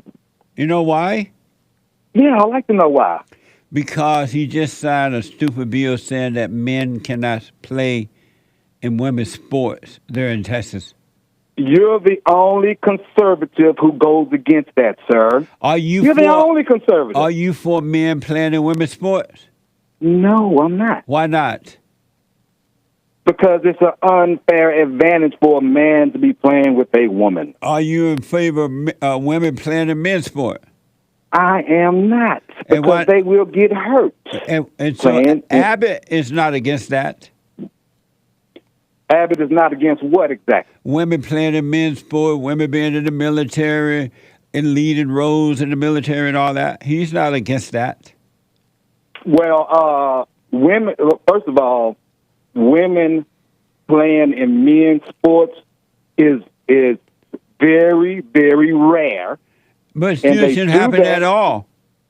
But you got to understand. And it's not very rare. It's not rare at all. They're in kickboxing with men and wrestling, and they have destroyed the men golf clubs and things like that, and the club where men hang out and talk. They're in the locker room where the men are. Talking about they're reporting on the event. They are even in high school football with men. So that's not true. And Abbott is not against those things. Let me ask you one thing. How do you like the buoys he put in that water to keep the illegal aliens out? I like that. That's a good Well, thing. hey, man, the man is he's doing a good job. No, he's Stop not. giving him a hard time. Yes, he is. No, he's not. He's doing man, no other governor's doing what he's doing. No, he's not. I heard I'm not going to say that, but so I don't have proof. But he's doing a good job, and you got to learn to appreciate Abbott. That's all I got to say. Thank you, Rod. I appreciate your call. All right. All right, buddy. Amazing. Let me go back to Wes and say that he's ready now. Hey, Wes. Hey, Jesse. So we heard you on the phone cursing and carrying on right now. No. I didn't know ass was a curse word. My bad, Jesse. So listen, here's what I recommend. Do this, get rid of that woman, do annulment real fast, and don't make any children. You're not ready for that either, and this is going to bring on more hell for you. And does that woman know you marry her for sex? Jesse, it's too late for annulment. You can only do annulment within 6 months. Oh, yeah, and that's true. I thought it was a year or so. No, that's 6 months. We're just telling you don't want to be married no more. That'll work. I ain't gonna lie. I've been considering it anyway, Jesse. You know what I'm saying? I've been considering it. And why have you been considering it? I've been considering it because, like, I don't know. I feel like I can't really bond with her family like I want to. Sometimes I don't really feel, like, you know what I'm saying? I just don't feel appreciated sometimes, you know? But it's just different because, I don't know. She's just different from most women that I done been with, Jesse, honestly. I kind of, for real, Jesse, I kind of lost myself a little bit during the time I met her. And I was vulnerable, you know what I'm saying? I just was at a low point. It is what it is. Yeah. But your chat, they so immature though. Like they be talking crazy in this chat. Well, don't pay attention to that. But so get rid of that and then start your own business. All right. For sure. I'm going to send you a free copy of my 7 guaranteed steps to spiritual, family, and financial success guide. And I want you to encourage you to follow those steps. They're real simple. They're real easy. And if you do them, you will not fail. Oh, yeah. So I said, I appreciate that, Jesse. Yeah, don't hang up. I want to, I'm going to put you on hold so we can, Sean can get your address and everything. We'll send it to you. But peace and blessings. Thank you. Let me ask. You're welcome. Let me ask, have you gone and forgiven your mother? Oh, yeah. Oh, yeah. You went and forgave her? Oh, yeah. You told her? Oh, yeah. And what did you say to her?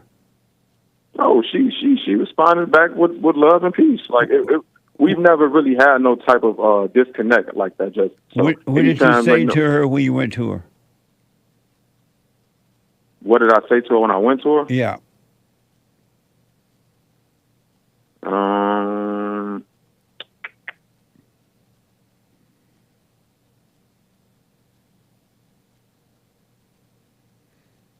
I told her that I told her that I'll just forgive her for not knowing better about certain things, especially like when I was in school, because I wanted more support when I was in school. And what did she say? I just was like a grown man at a young age. Yeah. For real, just. Yeah. And what did she say when you forgave her for that? She cried, just, you know what I'm saying? Good. So here's what, have you heard of the silent prayer video? Man, Jesse, that silent prayer changed my life. I ain't gonna tell no story. I do it every morning, every night. Okay, stay with that. Like I have a great life. I can't even lie to you, Jesse. I have a great life. It's just I made mistakes that are coming back. Like, well, here's what I want to recommend. Don't, from this point forward, do not think about what has happened, because that happened then. It's not happening now, and the devil will make you think that it's happening now and set you up to think that tomorrow is going to be better and just dig a hole for you. Whatever happened then, all you have is right now. And so that all those thoughts about what has happened past, it doesn't exist anymore except in the imagination. That's where the devil dwells. So let all that go, all right? All right. and do the silent prayer. Stay with that. We're going to send you the book and start your own business and just take it one day at a time, one moment at a time. Take no thoughts for tomorrow or yesterday. All you have is right now. And I'm telling you, Wes, your life will unfold by itself, and it will be amazing. I trust that. So I'm going to send you the stay with the prayer, and I'm going to send you the book. And as far as being, you said this woman doesn't appreciate you. You don't need to. You don't need. It's ups and downs. It's too much ups and downs. It's like one. You know what I'm saying? I don't like the ups and downs. Yeah. But I'm not a real consistent person either. Because sometimes I don't want to be bothered by nobody. That's right. Sometimes I want to go in my cave and not be bothered with. So I understand. But here's what's going to happen if you stay on this straight and narrow path. You will get to a point in life where you don't need to be appreciated by anyone, because that's all ego. That's all getting approval from the outside. The kingdom of heaven is inside of you, and you're going to live from within. Then the fate you will die, because the light will kill the ego and get rid of it, and you'll be fine. You don't need to be appreciated by anyone. You just need to simply live your life. Don't try to be like anyone. Don't compete with anyone. Don't and wish everyone well. You wish even your enemy well, and you just live your life. You'll be fine. I appreciate it. All right. So hold on. We're going to send you the 7 guaranteed steps to spiritual, family, and financial success guide. Do the prayer. Do the steps. Get rid of that woman, because you're definitely not ready for that. Don't make a baby, because it'll just be more hardship. You're not ready for that yet. And if it's meant for you to be married, it'll happen for the right reason, not the wrong reason. All right? All right. I appreciate it, Jesse. You take care. Peace and blessings. You too, buddy. Hold on. Amazing. Hold on. Sean will take your information. Let me go to Jason out of Buffalo, New York. Jason, welcome to the show. You're on the air. Hey, what's up, man? All is well. Hey, I want to start off with my own. What is today? It's Friday. Get off your chest. Yeah. I want to start off with, like, how do you? All right, so it's like, I don't think you got perfect peace. Because if you had perfect peace, you wouldn't be complaining about everything else in the world, everything else around you.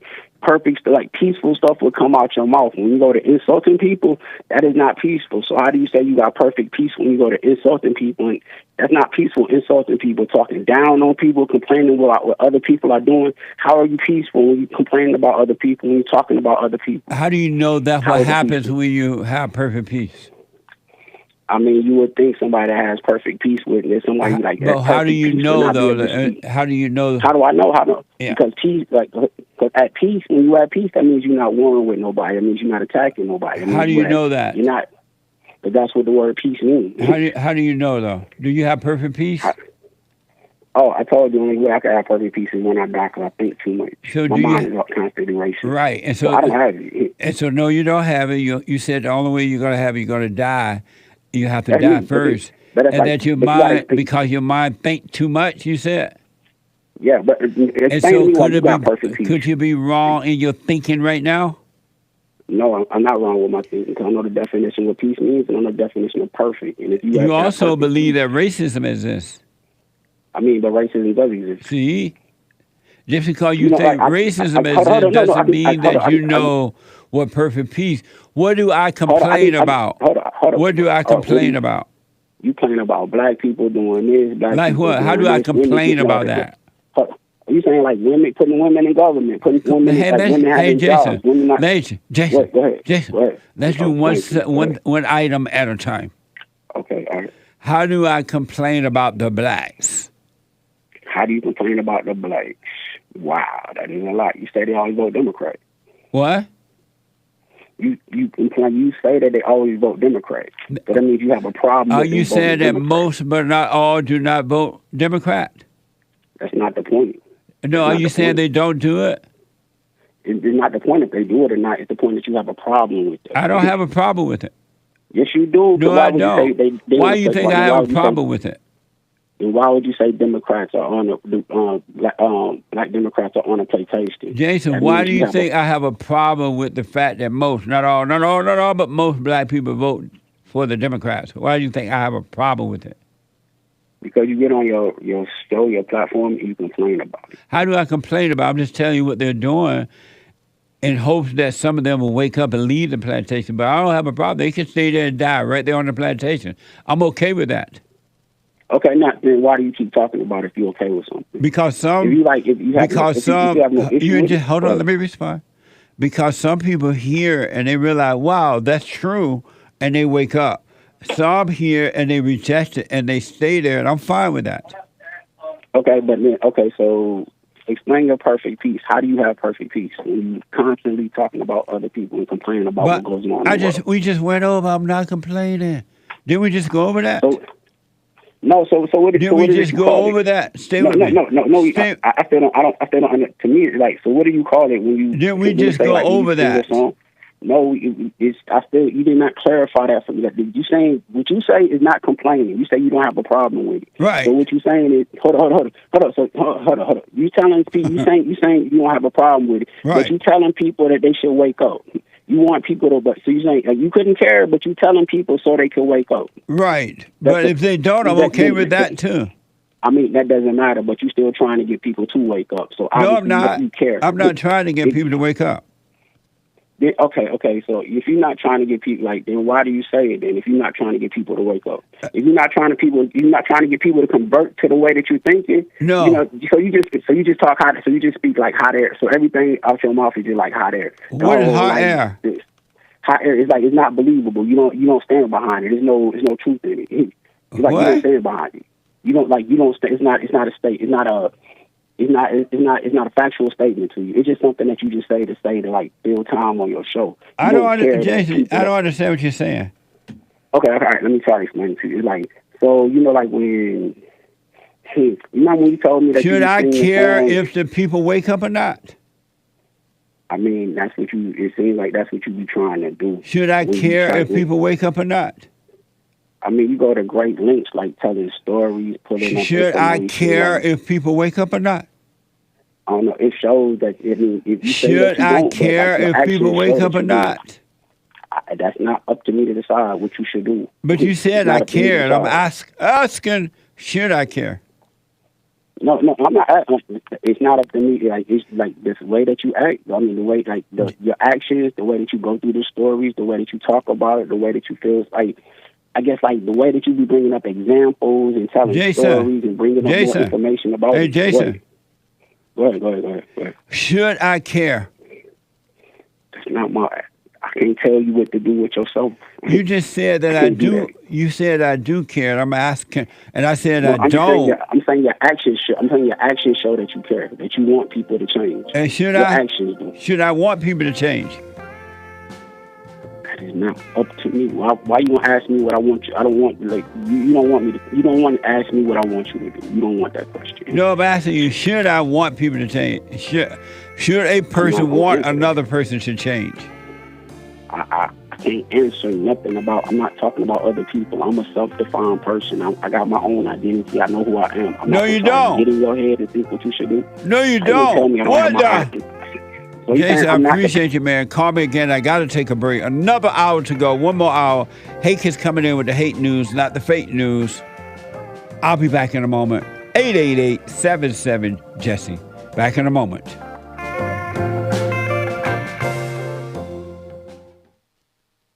You can't run from evil within yourself or outside of self. You got to deal with it.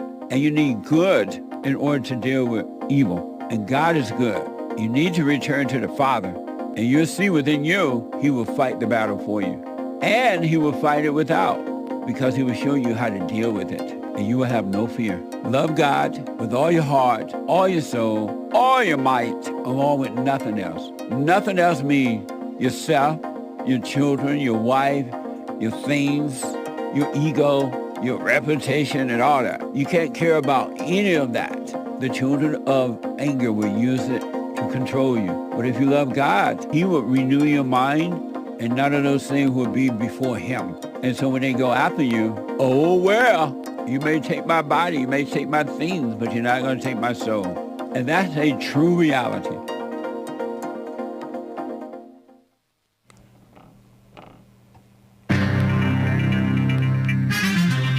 Whole lot of mess going on in the world. The Hollywood strikes, commies meeting up with the commie capitalists today, and Russia going to the moon. Can you believe it? Long COVID's affecting 6% of quote-unquote Americans, supposedly. Brain fog, extreme fatigue, dizziness. And remember that United flight that almost crashed into the Pacific Ocean? It was pilot miscommunication. That's what they chalk it up to. This is the end of hour 2 of the Jesse Lee Peterson Show. It is Get It Off Your Chest Friday, August 11th, 2023 AD. Stay tuned for hour 3, last hour of Get It Off Your Chest Friday. Express yourself. Coming right up. But first, Hake news, not fake news. There is one line open. You can call in during this break to get on hold, to get on air with JLP. After JLP, thehakereport.com. After the Hake Report at noon Pacific time, it's Friday, and that means the Fallen State. And it's also Friday, which also means American Anchor Baby at 4 p.m. Pacific time, taking the Nick Stream flight. Always cool. He doesn't take dives toward the Pacific Ocean. Or even if he does, you don't really get hurt, hopefully. And then, of course, Church with Jesse Lee Peterson on Sunday. Make sure you're subscribed to Bond Rebuilding the Man on YouTube and Rumble and other platforms. Rumble doesn't have it live. Jesse Lee Peterson has it live, okay? Rumble's good for archives and clips. Hollywood strikes. The Writers Guild of America and Hollywood studios have agreed to meet today to resume negotiations for the first time, according to the Commie Nonsense Network, CNN, since the writers went on strike more than 100 days ago. Who cares, right? The WGA, hoping the studios will provide responses today to their proposals on key issues, pay, residuals, mandatory staffing, and other employment concerns. They might be shooting themselves in the foot. If you listened to one of my super chats on Buy Me a Coffee or Ko-fi from Based America First, you could check that out. The current standoff has brought the industry to a standstill, already surpassed the length of the bitter 2007 to 2008 strike, which disrupted much of Hollywood. Wasn't aware of that. The longest writers' strike on record stretched 154 days in 1988. Meanwhile, there appears to be no agreement in sight between studios and SAG-AFTRA, the union representing 160,000 actors and actresses that also went on strike last month. Space is real and straight.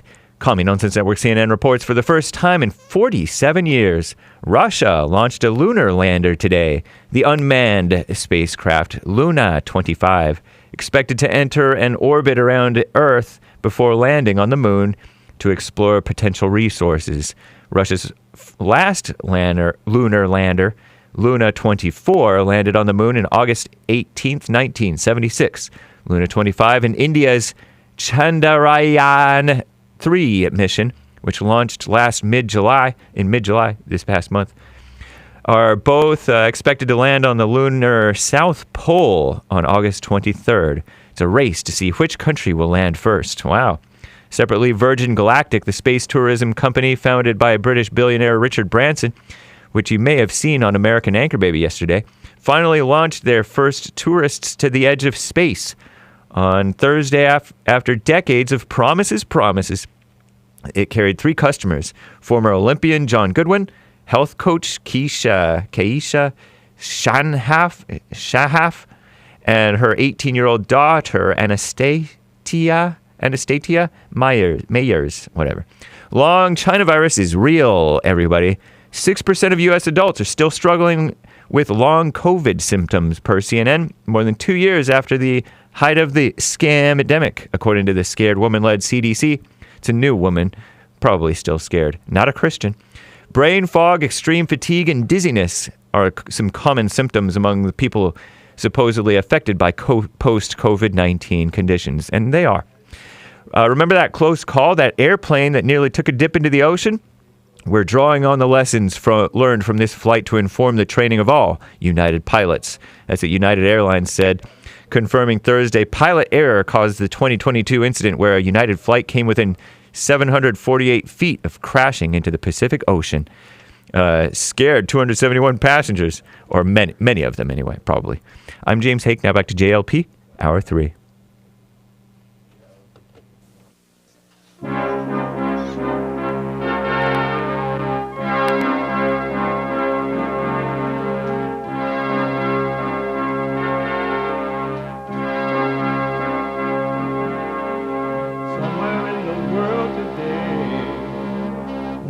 To stand up strong, face the truth about themselves, to understand what went wrong. I know we can find a way. I know we can find a way. I know we can find a way to stand up, stand up.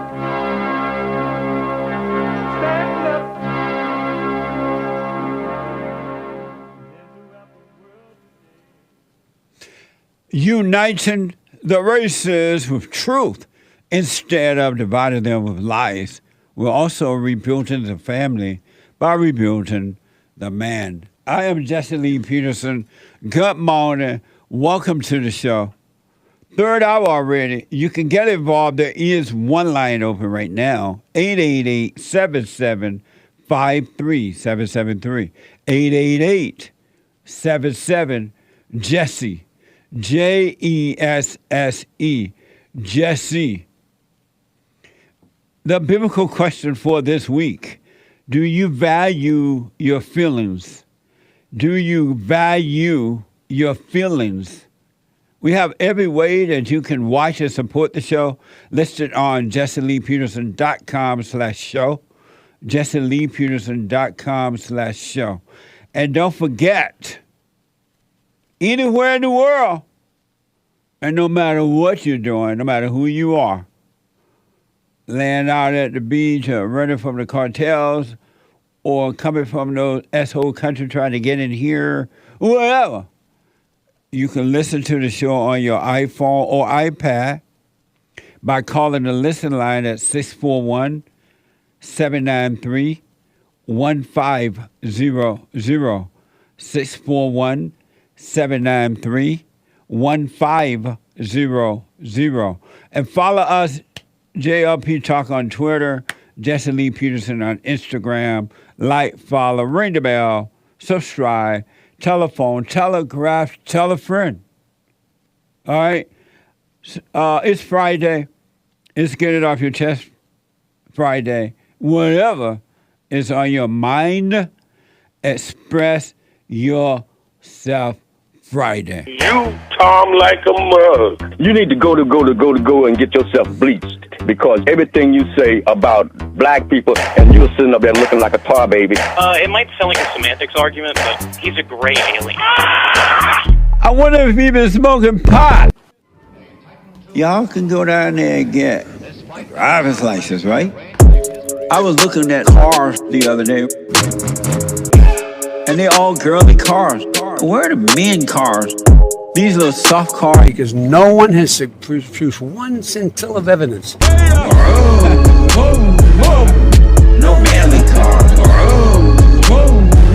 No manly cars. I have a couple of friends who have those hybrid cars. Those things so quiet, you don't even know the motor is on. Beta, who want a car like that? Beta cars. Beta. I want to get back to the phones here in a minute. I do want to present to you more evidence of evil, and that our battle is spiritual. It's not physical. And a ton of people are starting to wake up and realize that, of all races, really. Men and women are waking up to it. A few, when I say a ton of people, it's still a few compared to the massive. Because, once again, most people love evil. They love their hell. They love their misery. And they love trying to inflict their misery on other people. That's how they have a false sense of life. And so they cannot be helped. Let them suffer and die. That's on them. But there are a few who are waking up. And You know, when I think about the blacks, there are a few blacks that are starting to wake up as well. They're like, They're thinking about it. You know, I mentioned to Jason about, he asked me, about the the blacks. The blacks, what's wrong with the blacks? Voted for the Democrat. And Wikipedia is reporting that African Americans have stronger support for the Democratic Party than any group has for either party. According to Wikipedia, African Americans have stronger support for the Democratic Party than any group has for either party. Voted 93% Democrats in 2012 presidential election, 89% Democrat in the 2016 presidential election, and 87% Democrat in the 2020 presidential election. I rest my case. You know you got to be on your mind. Talk about group thinking. That's group thinking. And it's a mess. If you want to be free, you must be willing to go at this alone. You cannot bring the crowd with you. You cannot bring one other person with you for this journey. You got to go alone.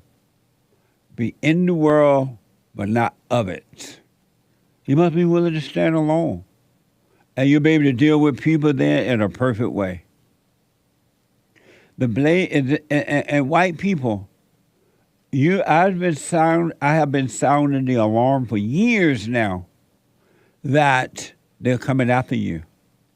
Not because you've done anything wrong, but because they're jealous. That's all it is. Because if they were not jealous, they would not only not be coming after you, but they would be working along with you and making things better. So even when you give up your whatever you have, they don't add on to it. They make it worse because they're jealous of the white man. That's why they call you white supremacy, because inwardly they know that you are smarter than them. You're wiser. You are motivated. You creative. You're very creative, and they don't know how to do it. And rather than asking you how to do it, they'd rather run you out of town and destroy the town. The blazer, and here's an example of a so-called racist teacher, but I call her evil teacher. No such thing as racism, right? The blazer reported that a teacher at an elementary school in Texas was fired after several racist, anti-white messages on her social media were picked up by conservatives and went viral. Watch this from Fox. We were pretty much shocked. Mesquite parent Marcus Andrews says he and his wife read concerning social media posts from a J.R. Thompson first grade teacher Monday evening. By Tuesday, Andrews learned the teacher was no longer with the district when Mesquite ISD released a statement. The district wrote, a teacher at Thompson Elementary posted a series of alarming racist statements to X, formerly known as Twitter. Mesquite ISD says it became aware of the posts at the end of the day Monday, the first day of the new school year. An investigation was launched immediately. Several Mesquite parents emailed Fox 4 now deleted screenshots of the teacher's social media posts. Her bio previously stated she is 29 and a black supremacist. Some of the tweets referred to the teacher threatening a white man's life for spending time with her sister. A screenshot of a text message the teacher posted says, I'm trying to remain calm. She knows I'm racist. Come and kill him for me. I promise I'll help you hide the body. Bring all 4 of your guns. Another post says, quote, I enjoy being racist. I'm never changing. Tuesday afternoon, we visited the address listed for the teacher in public records. Someone peeked through the blinds, but no one answered the door.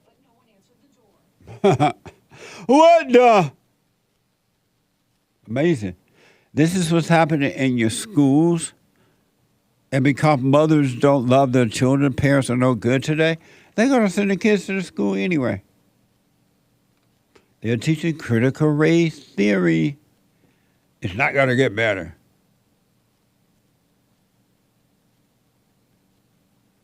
You're not going to get better.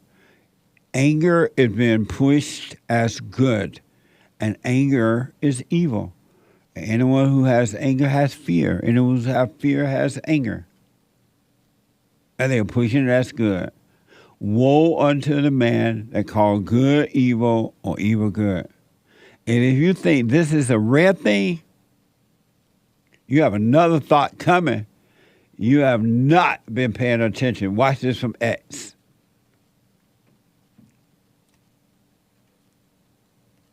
CNN professor asks, when is it okay to kill whites? New York professor says having a white nuclear family promotes white supremacy. Professor tweets that white people should commit mass suicide. College professor says kill cops, kill all white people, and kill the straights. Professor says all I want for Christmas is white genocide. Georgetown professor says all white people are racist. Trinity College professor calls white people inhuman. Let them die. College professor says believing in hard work is a white ideology. College professor says white people are conditioned to commit mass murder. A professor equates math with white privilege. A professor says white supremacist patriarchy is responsible for the Vegas shooting. Professors hold a white racism course at FGCU. USC professor calls for a Holocaust against all white people. Professor says I'll teach my children to be cautious and distrust friendship with white people. Baltimore professor says white people need to personally give all of their money to black people. College professor says some white people may have to die to solve racism. College professor says white masculinity is a problem for America. Georgetown professor says all white people are racist. Rutgers professor was taken to the NYC hospital for psychiatric evaluation after he tweeted threatening to kill white people. Amazing, huh? And yet, because the mothers don't love the children, she doesn't love the father of the children, you sacrifice your own children to the devil. It's not rare, folks. It's not rare. You're putting your children in danger when you send them to these schools. And this is why the blacks are suffering. It's not because of this fake idea of racism or slavery or Jim Crow or systemic racism. It's the hatred of the heart. They're jealous of whites. Look how the black women wear their hair now. They're jealous of the white woman's hair. And they got all this mess on their heads, looking like a mess. But they really look like a mess to try to prove something to the whites.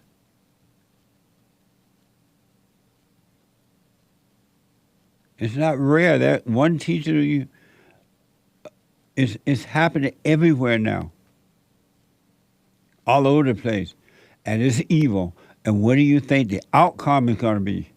If it's evil, and it is, call up South Africa, call your little friends over in South Africa, your white friends, and see what's going on. We showed you a video with thousands, what appeared to be thousands of black people dancing and chanting, kill the white man, kill the white woman, kill the boy. And they can get away with it. But if there had been thousands of white people chanting, kill the black, that's all we'll be talking about today. And yes, and yet, the white man's on the run.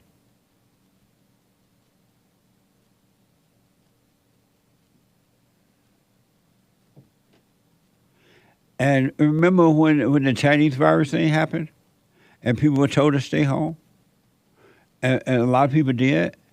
Now the blacks don't want to go back to work, according to the report. This is yet another reason I want to start a slave plantation. I want to reopen my plantation, and I want all the blacks to come down and live on the plantation so we can show you how to work, how to love work, and not resent it. And don't use any excuse not to go to work. Who don't want to work? I know, the blacks don't. Not all, but most. Not all, because they get free stuff. The Democrats and others have been giving them free stuff to use them for a vote. That's all. And to be violent and destroy. That's the purpose of the blacks on earth today.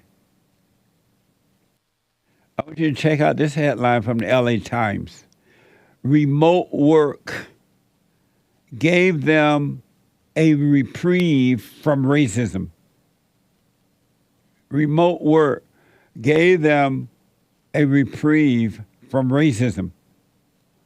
They don't want to go back. LA Times is reporting. Look at this photo. Remote work gave them a reprieve from racism.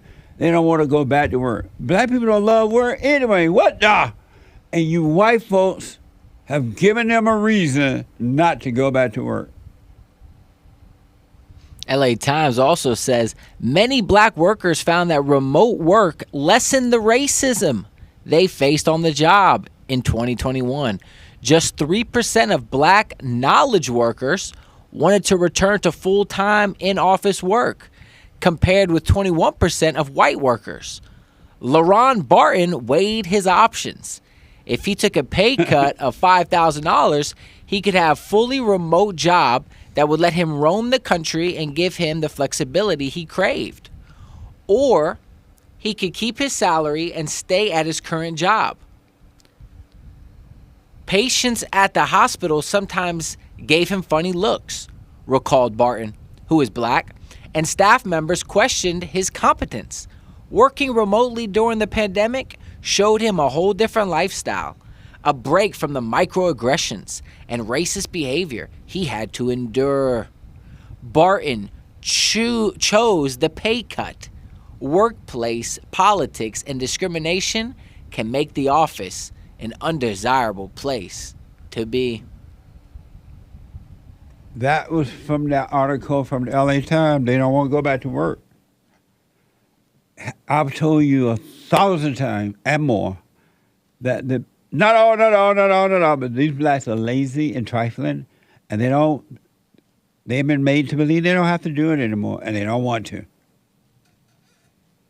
Anything to get out of work. And then they complain when no one wants to hire them, because if you do hire them, they're going to complain and call you racist at work. And then they're not going to show up. And then I rest my case.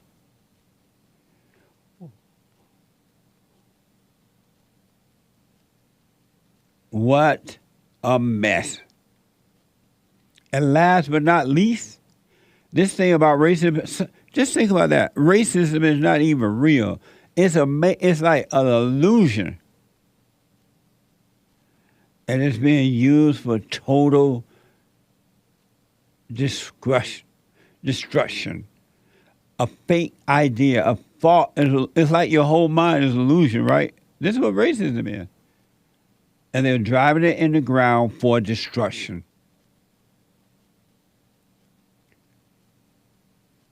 And now you have so-called black homeschooling for all the wrong reason. CNN has reported that more black families are choosing to homeschool their children. More black families are choosing to homeschool their children as a form of resistance. Some families say they choose to homeschool because they were living in majority white school districts. So they're damned if they do it, they're damned if they don't. I don't give a darn if he does. Come home, Paul. I won't accept him. So CNN is reporting more black families are choosing to homeschool their children as a form of resistance. They're resisting racism. Some families say they choose to homeschool because they were living in majority white school districts and wanted to teach their children to have confidence in black identity. Confidence in black identity. You think that the black children have been cast and held upon this earth that's coming from their homes? It's going to get worse now. You ain't seen nothing yet. They about to homeschool them. Watch this from Pix 11. New numbers from the start of the pandemic last spring show overall homeschooling families of students K through 12 more than doubled from nearly 5.5% to 11%. The number of black families choosing to independently homeschool more than quadrupling. Cheryl Field Smith is associate professor at the University of Georgia and also co-founder of the Black Family Homeschool Educators and Scholars, a research and education group. She's also author of the book Exploring Single Black Mothers' Resistance Through Homeschooling.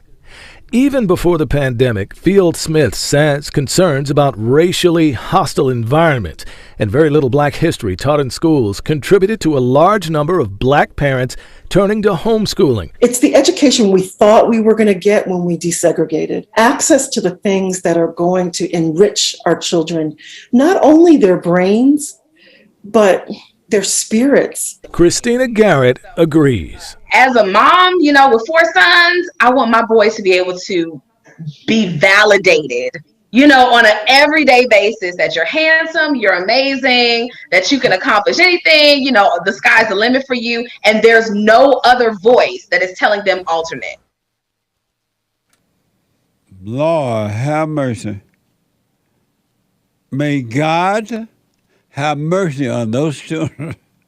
They thought they were catching hell. They had a little break when they went to school. 24 hours now. Put on your armors. The war is coming. Put on your shield. The war is coming. Remember the talk? Remember the talk. Did you have the talk with your children? Black parents are screwing up their own children. It ain't got nothing to do with the white man. So they're taking them because they don't want to be around all this. They're the one that's violent in the school. It ain't the whites.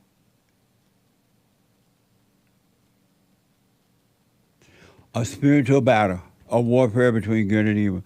LeBron Barton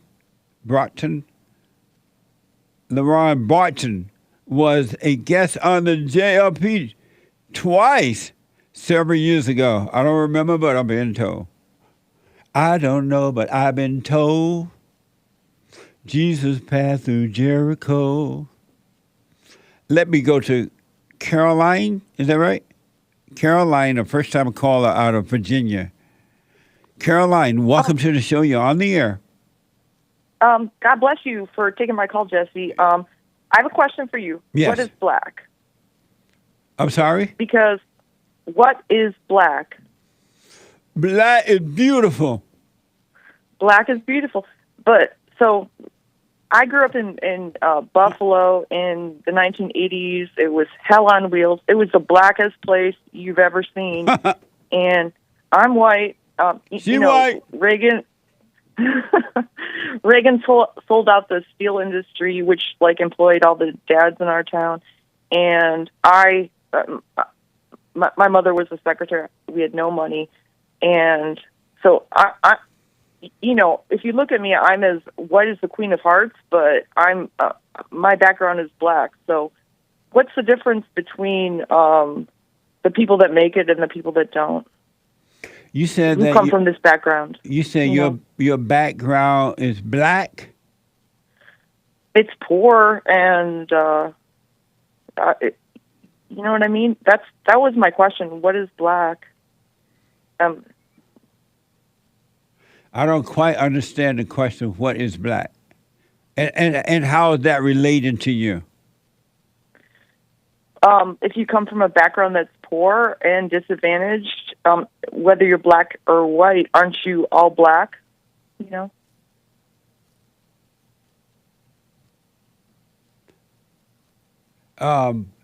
If you come from a background that is black and poor, aren't you all black? Yeah. I don't quite understand. Can you restate it in a different way? Because I'm black is slow. Can you make it a little simpler for me? Let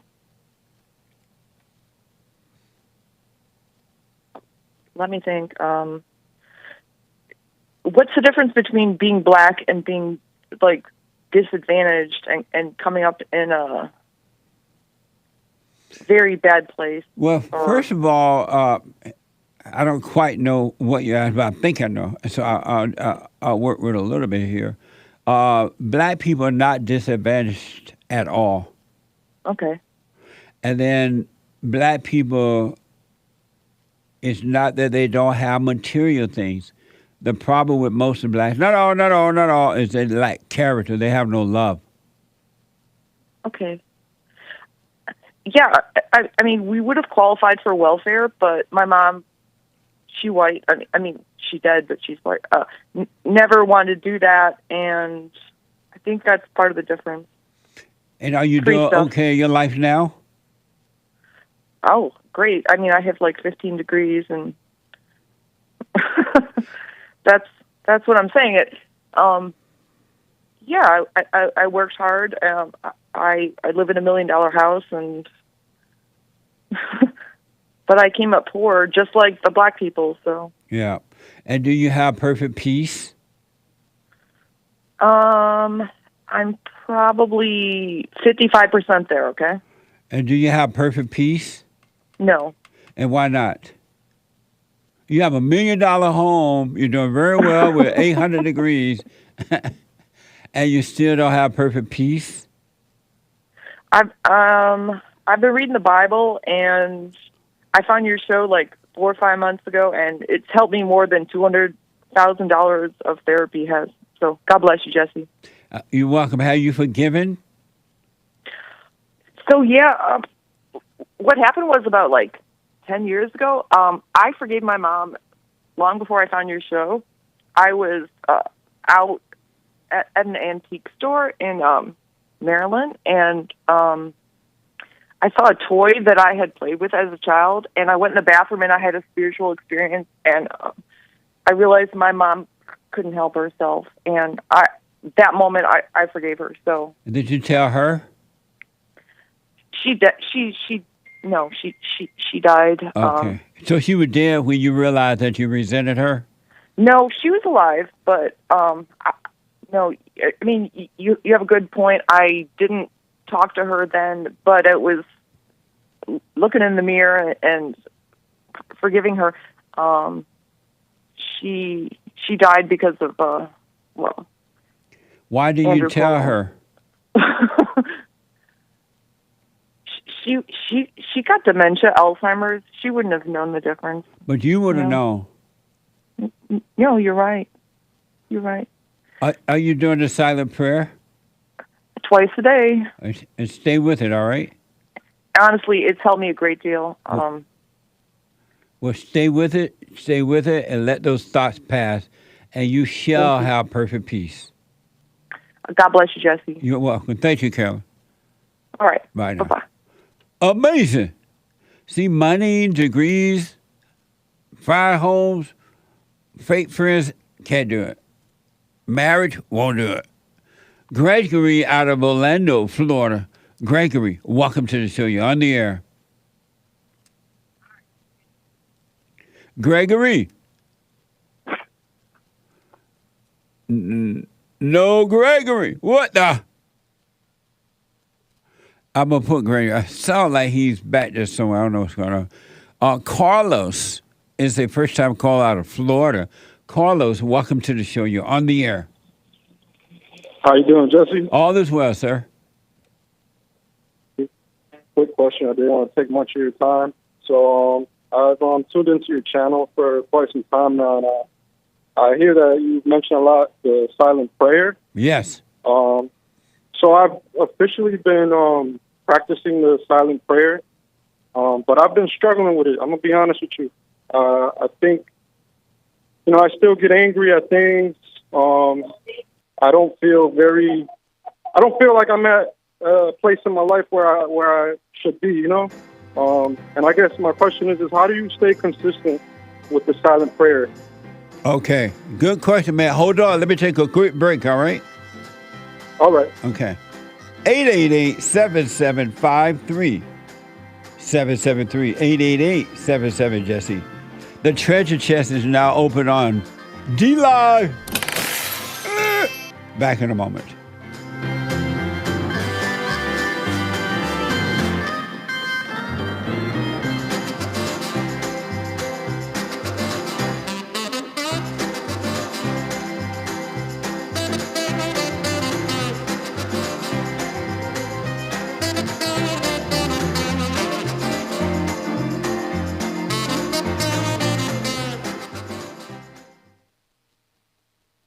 I noticed after a while that when these guys overcome their anger, they have amazing ideas about starting a business, but because they've been told that if you don't get a loan from the bank, or if you don't have a 5-year plan, or if you don't do this, and it's just simply not true.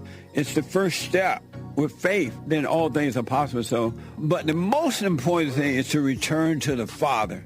That yearning that you have, that emptiness, that void, is not for more stuff.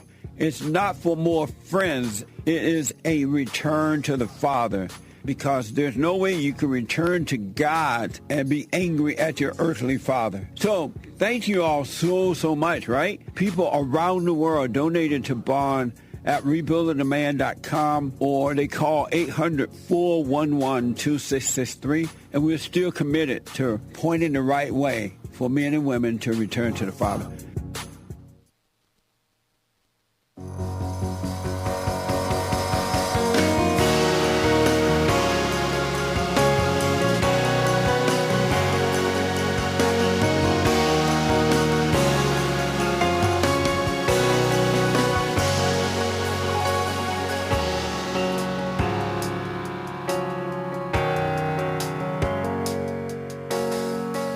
Okay, so quick announcement, quick. The Hake report is coming up at the top of this hour. The Hake, Hake, report.com, and James Hake is on fire. And at 12 noon today, a brand new episode of the FallenState.tv. I had an interesting, very funny and good and insightful conversation with Peter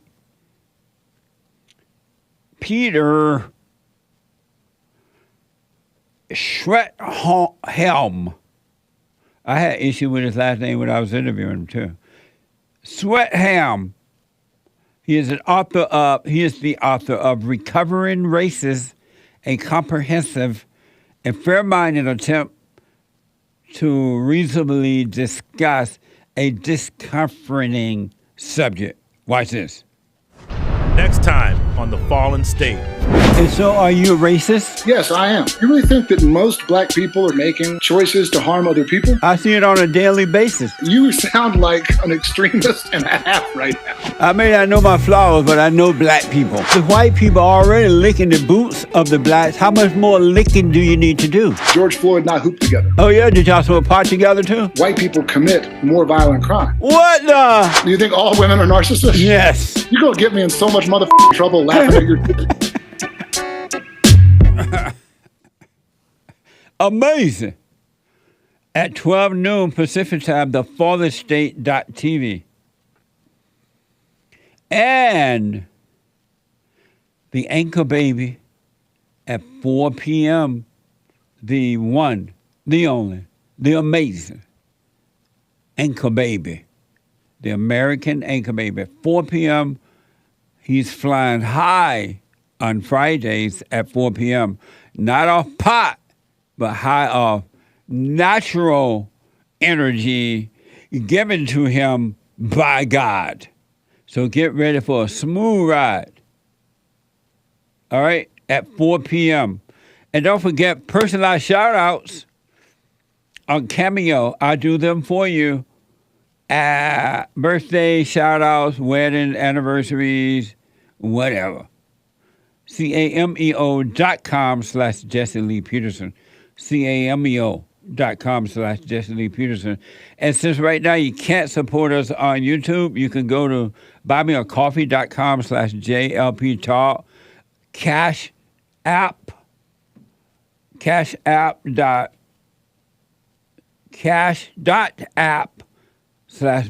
JLP, and check out the merch and all those good things at rebuildingtheman.com/store. We will be having fellowship this Sunday. Doors open at 10:30. Meetings start at 11 a.m. All are invited. You can watch it live if you're not in town by going to rebuildingtheman.com/church. Rebuildingtheman.com/church. Let me go quickly back to Carlos. Carlos, restate your question for me. Yeah, so my question was, is how do I stay consistent with the silent prayer? Just by getting up every morning and doing it, and at night before bed, and it'll become natural for you to do it. And what do I do in an instance where, you know, the thoughts are attacking me? Nothing but watch them. Feel the pain, to learn from the pain, not to identify from the pain.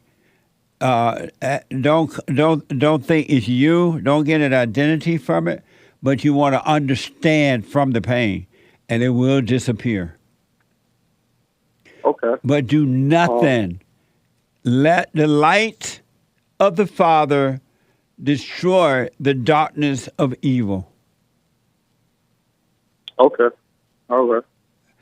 Can I ask you one more question? Yes. So, I've attempted to like forgive my mother. It didn't really go how I'm assuming it should have went, because I did it the beta mail way, I guess. I texted her, but and I want to beta, but I want to I want to forgive my dad. However, I have no way of contacting him. I've tried to reach out to several people on his side of the family, look up his number online, and there's just no luck. But how do I go about that, forgiving my dad? Well, since you can't get in contact with him, just realize he couldn't help himself, and that he loved you, and when he left your mama. He did not leave you. Right. What a mess. Yeah, what a mess, huh? So just realize that and move on with your life. Did your mother responded to your text? She didn't. She did not. Are you able to FaceTime with her? I think I should be able to. Well, FaceTime with her. To be honest with you, yeah. I've been like just trying to stray away from both my mother and sister because I don't know, man. Like I've heard you say, like when you listen to the women suffer, and I feel like that's what I'm going through right now. Just listening to their advices and their suggestions and how I should, you know, navigate through my life. It's kind of put me in a situation where like I'm uncomfortable. Yeah. And I still hold some resentment towards her because of my upbringing, you know. Well, every time you listen to the woman, you will suffer. That's for sure. Yeah, I agree. But you don't want. She texted me recently, but I don't really respond to the text messages. I always tell them that I'm busy at work or something. But you got to face her if you can, so you can overcome her and overcome fear. Right. Yeah, and I agree. So if you can FaceTime her, do that, and just tell her, hey, I'm sorry for resenting you. I realize now you can help yourself. And we don't plan everything you're going to say, but just say it. But have no expectation from her. You don't need anything from her. You don't need her to apologize. If she does, it's for her, not for you. You don't need her to admit anything. If she does, it's for her, not for you. God will forgive you as you forgive her. Okay, right. Yeah, my mom, I'm gonna be short, but my mom, like, she's an angry woman. You know, she's had a rough life growing up. You know, even though it's not an excuse, a lot of us grew up rough. It's about the choices that you make. Yeah. We're all given that that choice to do good and to follow evil. I had and I probably shouldn't have done this because it's not really in me at this moment to be doing that, giving these kind of suggestions. But I've even suggested that she go and forgive her parents. But I seen the hell come out of her, and she was just like, oh, I don't want to talk about this.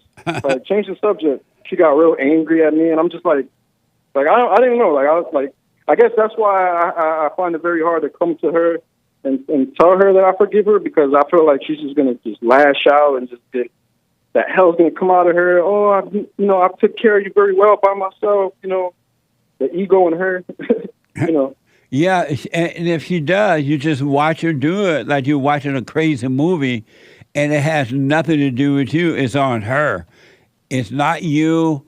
It's her. And if you face it, you will get over the fear of her, and you will have no fear toward anyone anymore. Okay. All right. And I just wanted to add. I just wanted to add one more thing. I didn't want to cut you off.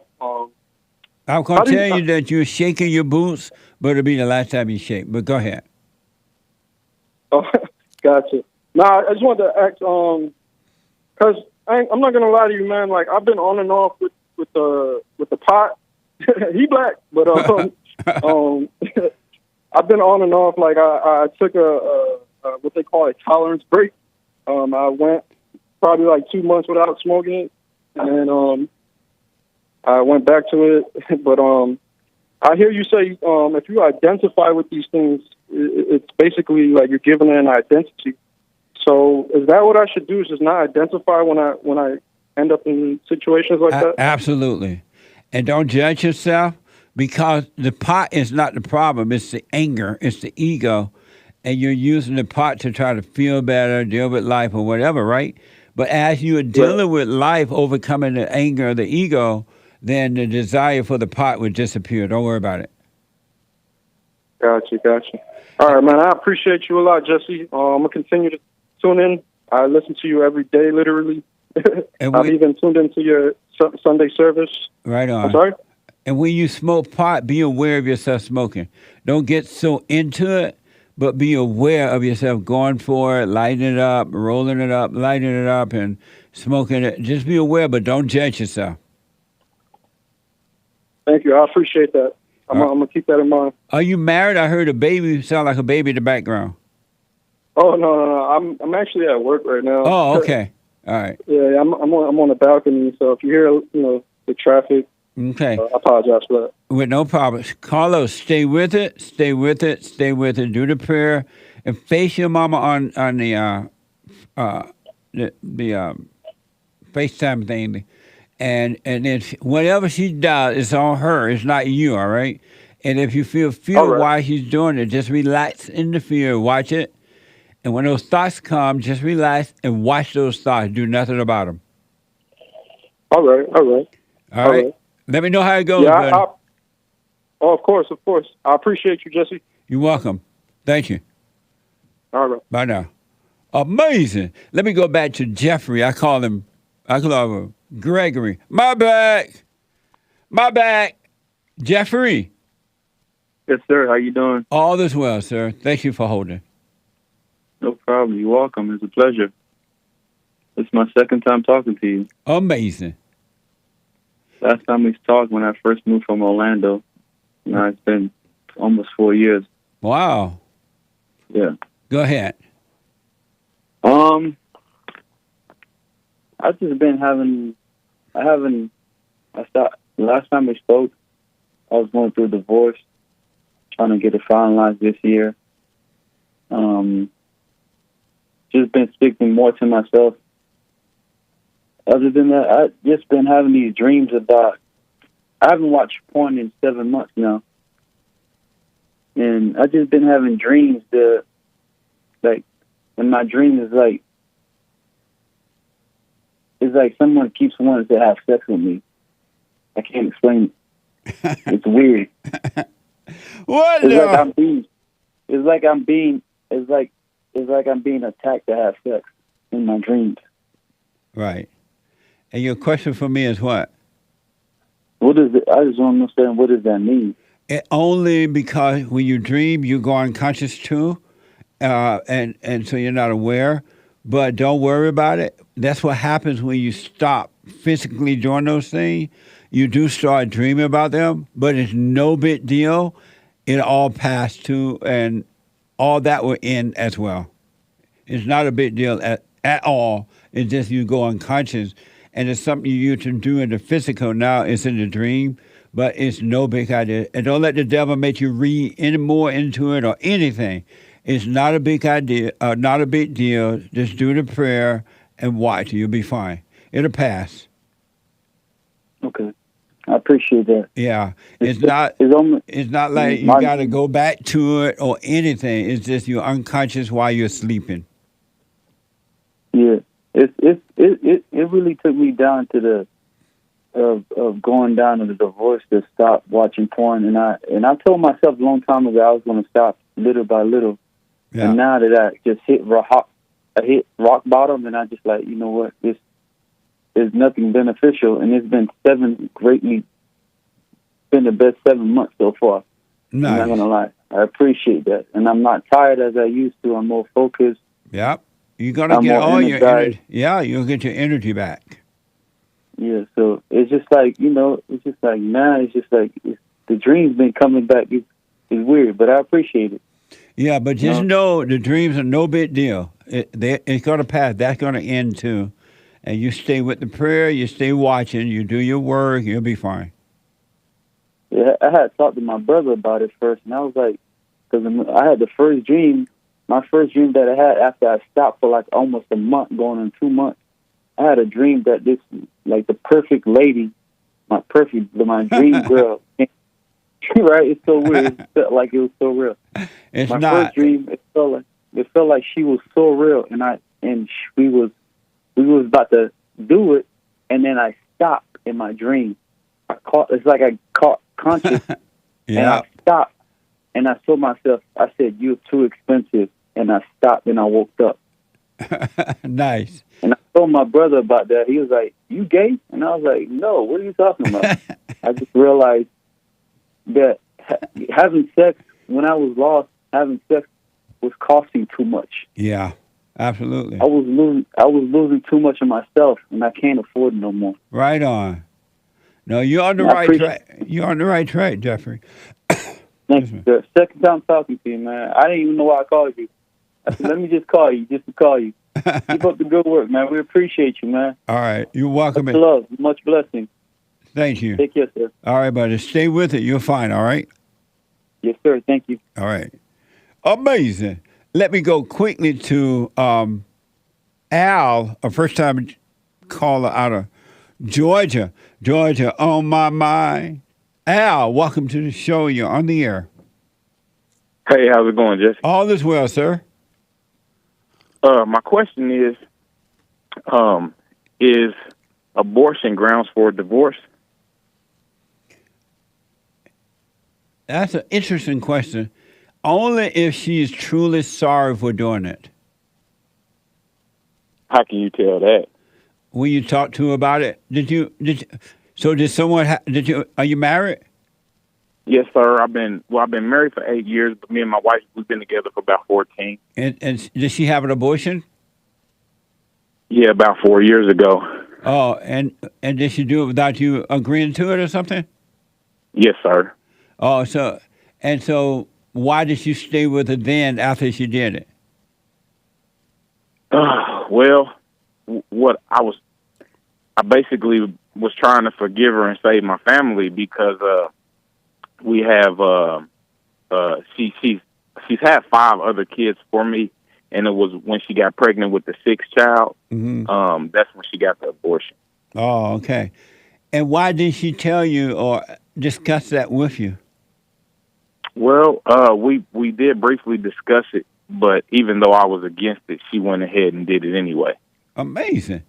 And you have not been able to, how long ago was that? About 4 years now. Oh, 4 years. And you have not been able to forgive her for it? Well, I've tried, but she's still the same person, and the abortion has practically destroyed our sex life, different stuff like that. And why is that? Because it's just like a don't get me pregnant thing, and everything has to, you got to tiptoe around this and tiptoe around that, and it's just not freely like it used to be. Oh, and when you told her that she needed to cool out, what did she say? Cool out as in what? What do you mean? Stop complaining and don't get me pregnant. That's the whole purpose of being married. Yeah. Well, she said, "This is my body," things of that nature. Oh, and how old are your kids now? The other kids? Our youngest one that we have together is 3 years old, and our oldest one is 12. Oh, I see. And so your question for me is what? Is abortion grounds for divorce? Here's what I recommend. I don't want to say yes or no to that, but here's what I highly recommend. You overcome her. I want to encourage you to overcome her so you don't need her for sex or anything. Okay. That's funny. Okay. So where do I get sex from if I don't need it from her? Well, right now, because I am in the flesh. I'm in my flesh for sure. Yeah, but right now, in all honesty, unless you're making a baby, you don't need sex anyway, because sex is only to make a baby. And since she doesn't want to make any more babies, I want you to overcome her. And overcome her means that you don't need her to make you feel good. You don't need her to make you feel like love. You don't need her to make you feel secure. You don't need her for anything. Forgive her for what she's done with the baby thing so God can forgive you. And then you will overcome her.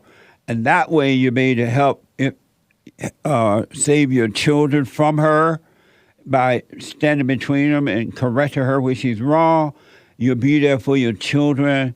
And maybe one day she'll want to wake up because she'll see the light in you, and you would have done your job as a man of God. Okay. Can I ask you one more question then? Yeah, and let me just say this. So once you overcome her, you'll see whether to leave or stay. It'll be real clear to you. Okay. My other question is, whenever we first got together, she had 2 children, 1 boy and 1 girl, and they were like 2 and 3 years old at the time. Yeah. And like I said, we've been together for 14 years, so I've watched the 2 small ones grow up, and the youngest boy, he came out to us to be a homosexual when he was about maybe like 15 years old or 14 years old, something like that. He said, he had these feelings towards boys. And over the years, he's been getting more and more flamboyant in his behavior. Right. And I tend to correct him and as far as the way he presents himself, because I got 3 other boys that he's the oldest boy of. And I don't want him setting that type of example as far as the flamboyant behavior, but he wants to tend to try to put on mascara and put on makeup and, things of that nature. And when I tend to correct him, it tends to start a fight between me and her as well. In what way? How do I deal with that? She doesn't want you to correct him? Well, I don't know if she doesn't want me to correct him, but I think if I wasn't around, she would probably be fine with it. Yeah. Why did you marry a woman who already had children? That's a good question.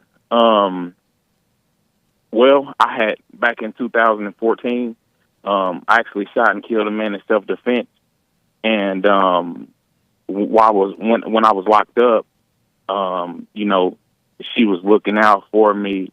She helped me to sell my house, helped me to get my lawyer, helped me to actually, be released and everything like that. And she held me down in such a way where when I got out, I just instantly married her. I didn't really think about it. Oh, you married the devil.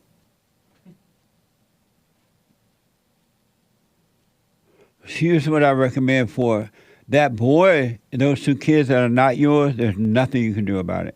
This is why men and women who already have children should not get involved with one another, period, and definitely should not get married. Because that boy is yearning for his natural father, and he resents his mother. And that's why he's taking on that spirit of the mother, feeling like a girl, even though he's not. But it's that feminine spirit that's making him feel that way. And since if you can talk to him about it, instead of yelling at him and trying to force him, tell him to forgive his mother and tell the mother to find his father for him so he can reconnect with his father. And once he forgives and reconnect with his father, if he can, he's going to overcome that spirit of the mother. It's just the spirit of the mother that is in him because he resents her. And he doesn't like the fact that she brought another man in their life like that, brought you into the picture. He's just angry. Yeah, I agree. I agree with the anger for sure. He's probably definitely angry. Yeah. So talk to the boy, not with anger or with hatred or anything. He can't help it. He's been at the mercy of people who couldn't see. So tell him to forgive his mother and ask him if he want to find his father. Work with him, and I guarantee you he'll work with you. But if you yell Well, at him and his father, they are connected in a sense, but nice. His father breaks all his promises to him, so he's lost his trust in him and everything like that. Tell him not to really resent his father. Tell him don't resent his father. He can't help it. Yeah. As long as that boy is still with him in that anger, he can overcome that spirit. You know, Al, I'm running out of time. The clock gonna cut us off. But do the silent prayer, and you'll see what to do. But overcome this woman. Don't try to have sex with her or anything anymore.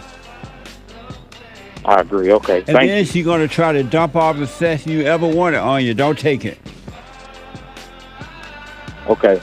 All right. Will do. All right. Call me again, buddy. Thank you. All right. I'm so out of time, folks. The Hake Report is coming up now. The Hake Report. Deontay out of Florida. Steve, first time caller, Washington State. Rick out of Hampton, Virginia. Tony out of California. Super Chats on Monday. I am out of time. See you on church on Sunday. Become your own man. Become your own woman. You can be free right here on earth. You can have. But you beg and blame and lie and hate and never want to stand for the Take truth. care, folks. Bye. So what you planning to do? You understand in the lose. You better go talk to your mama. Better stop at the drama. Better drop all the trauma. Boy, you better stand up and up. Put your hand up and hut. Cause if we don't, then we lose. And then we gotta hear the fake news. Whoa.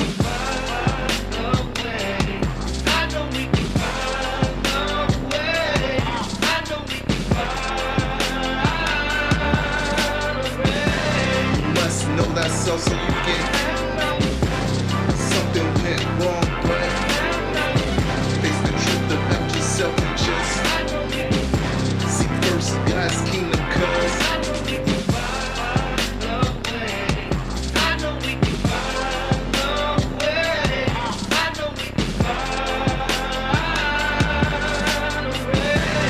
must know thyself so you can something went wrong, but face the truth about yourself and just seek first God's kingdom, cause I know we can find a way. I know we can find a way.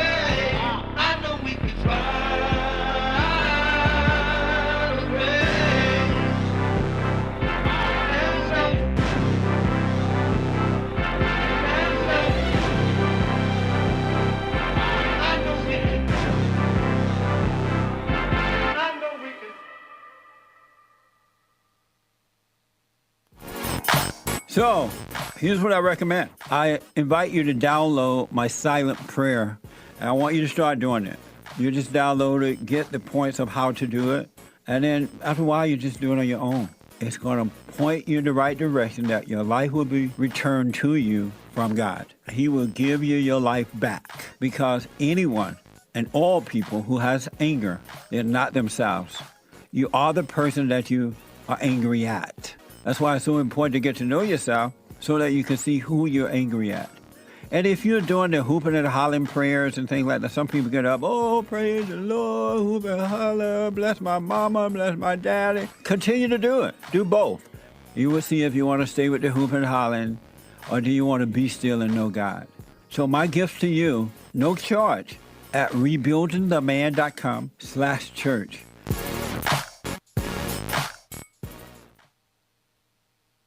So I asked the question, are you better than a child molester? I've discovered over the 30 years of counseling, the one thing that's missing,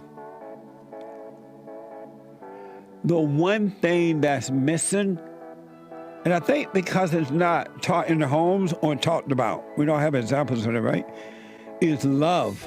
Our theme this year is to bring back Christianity, to love God with all our heart, soul, and might, our neighbor as ourselves, and to endure. And when you're in a fallen state, people will judge the molester but think they're better than the molester. And I ask, well, why do you think you're better? When I realized it doesn't matter what you think about yourself or how much you have or don't have or how you accomplish things in life or don't. If you have no love, you have nothing.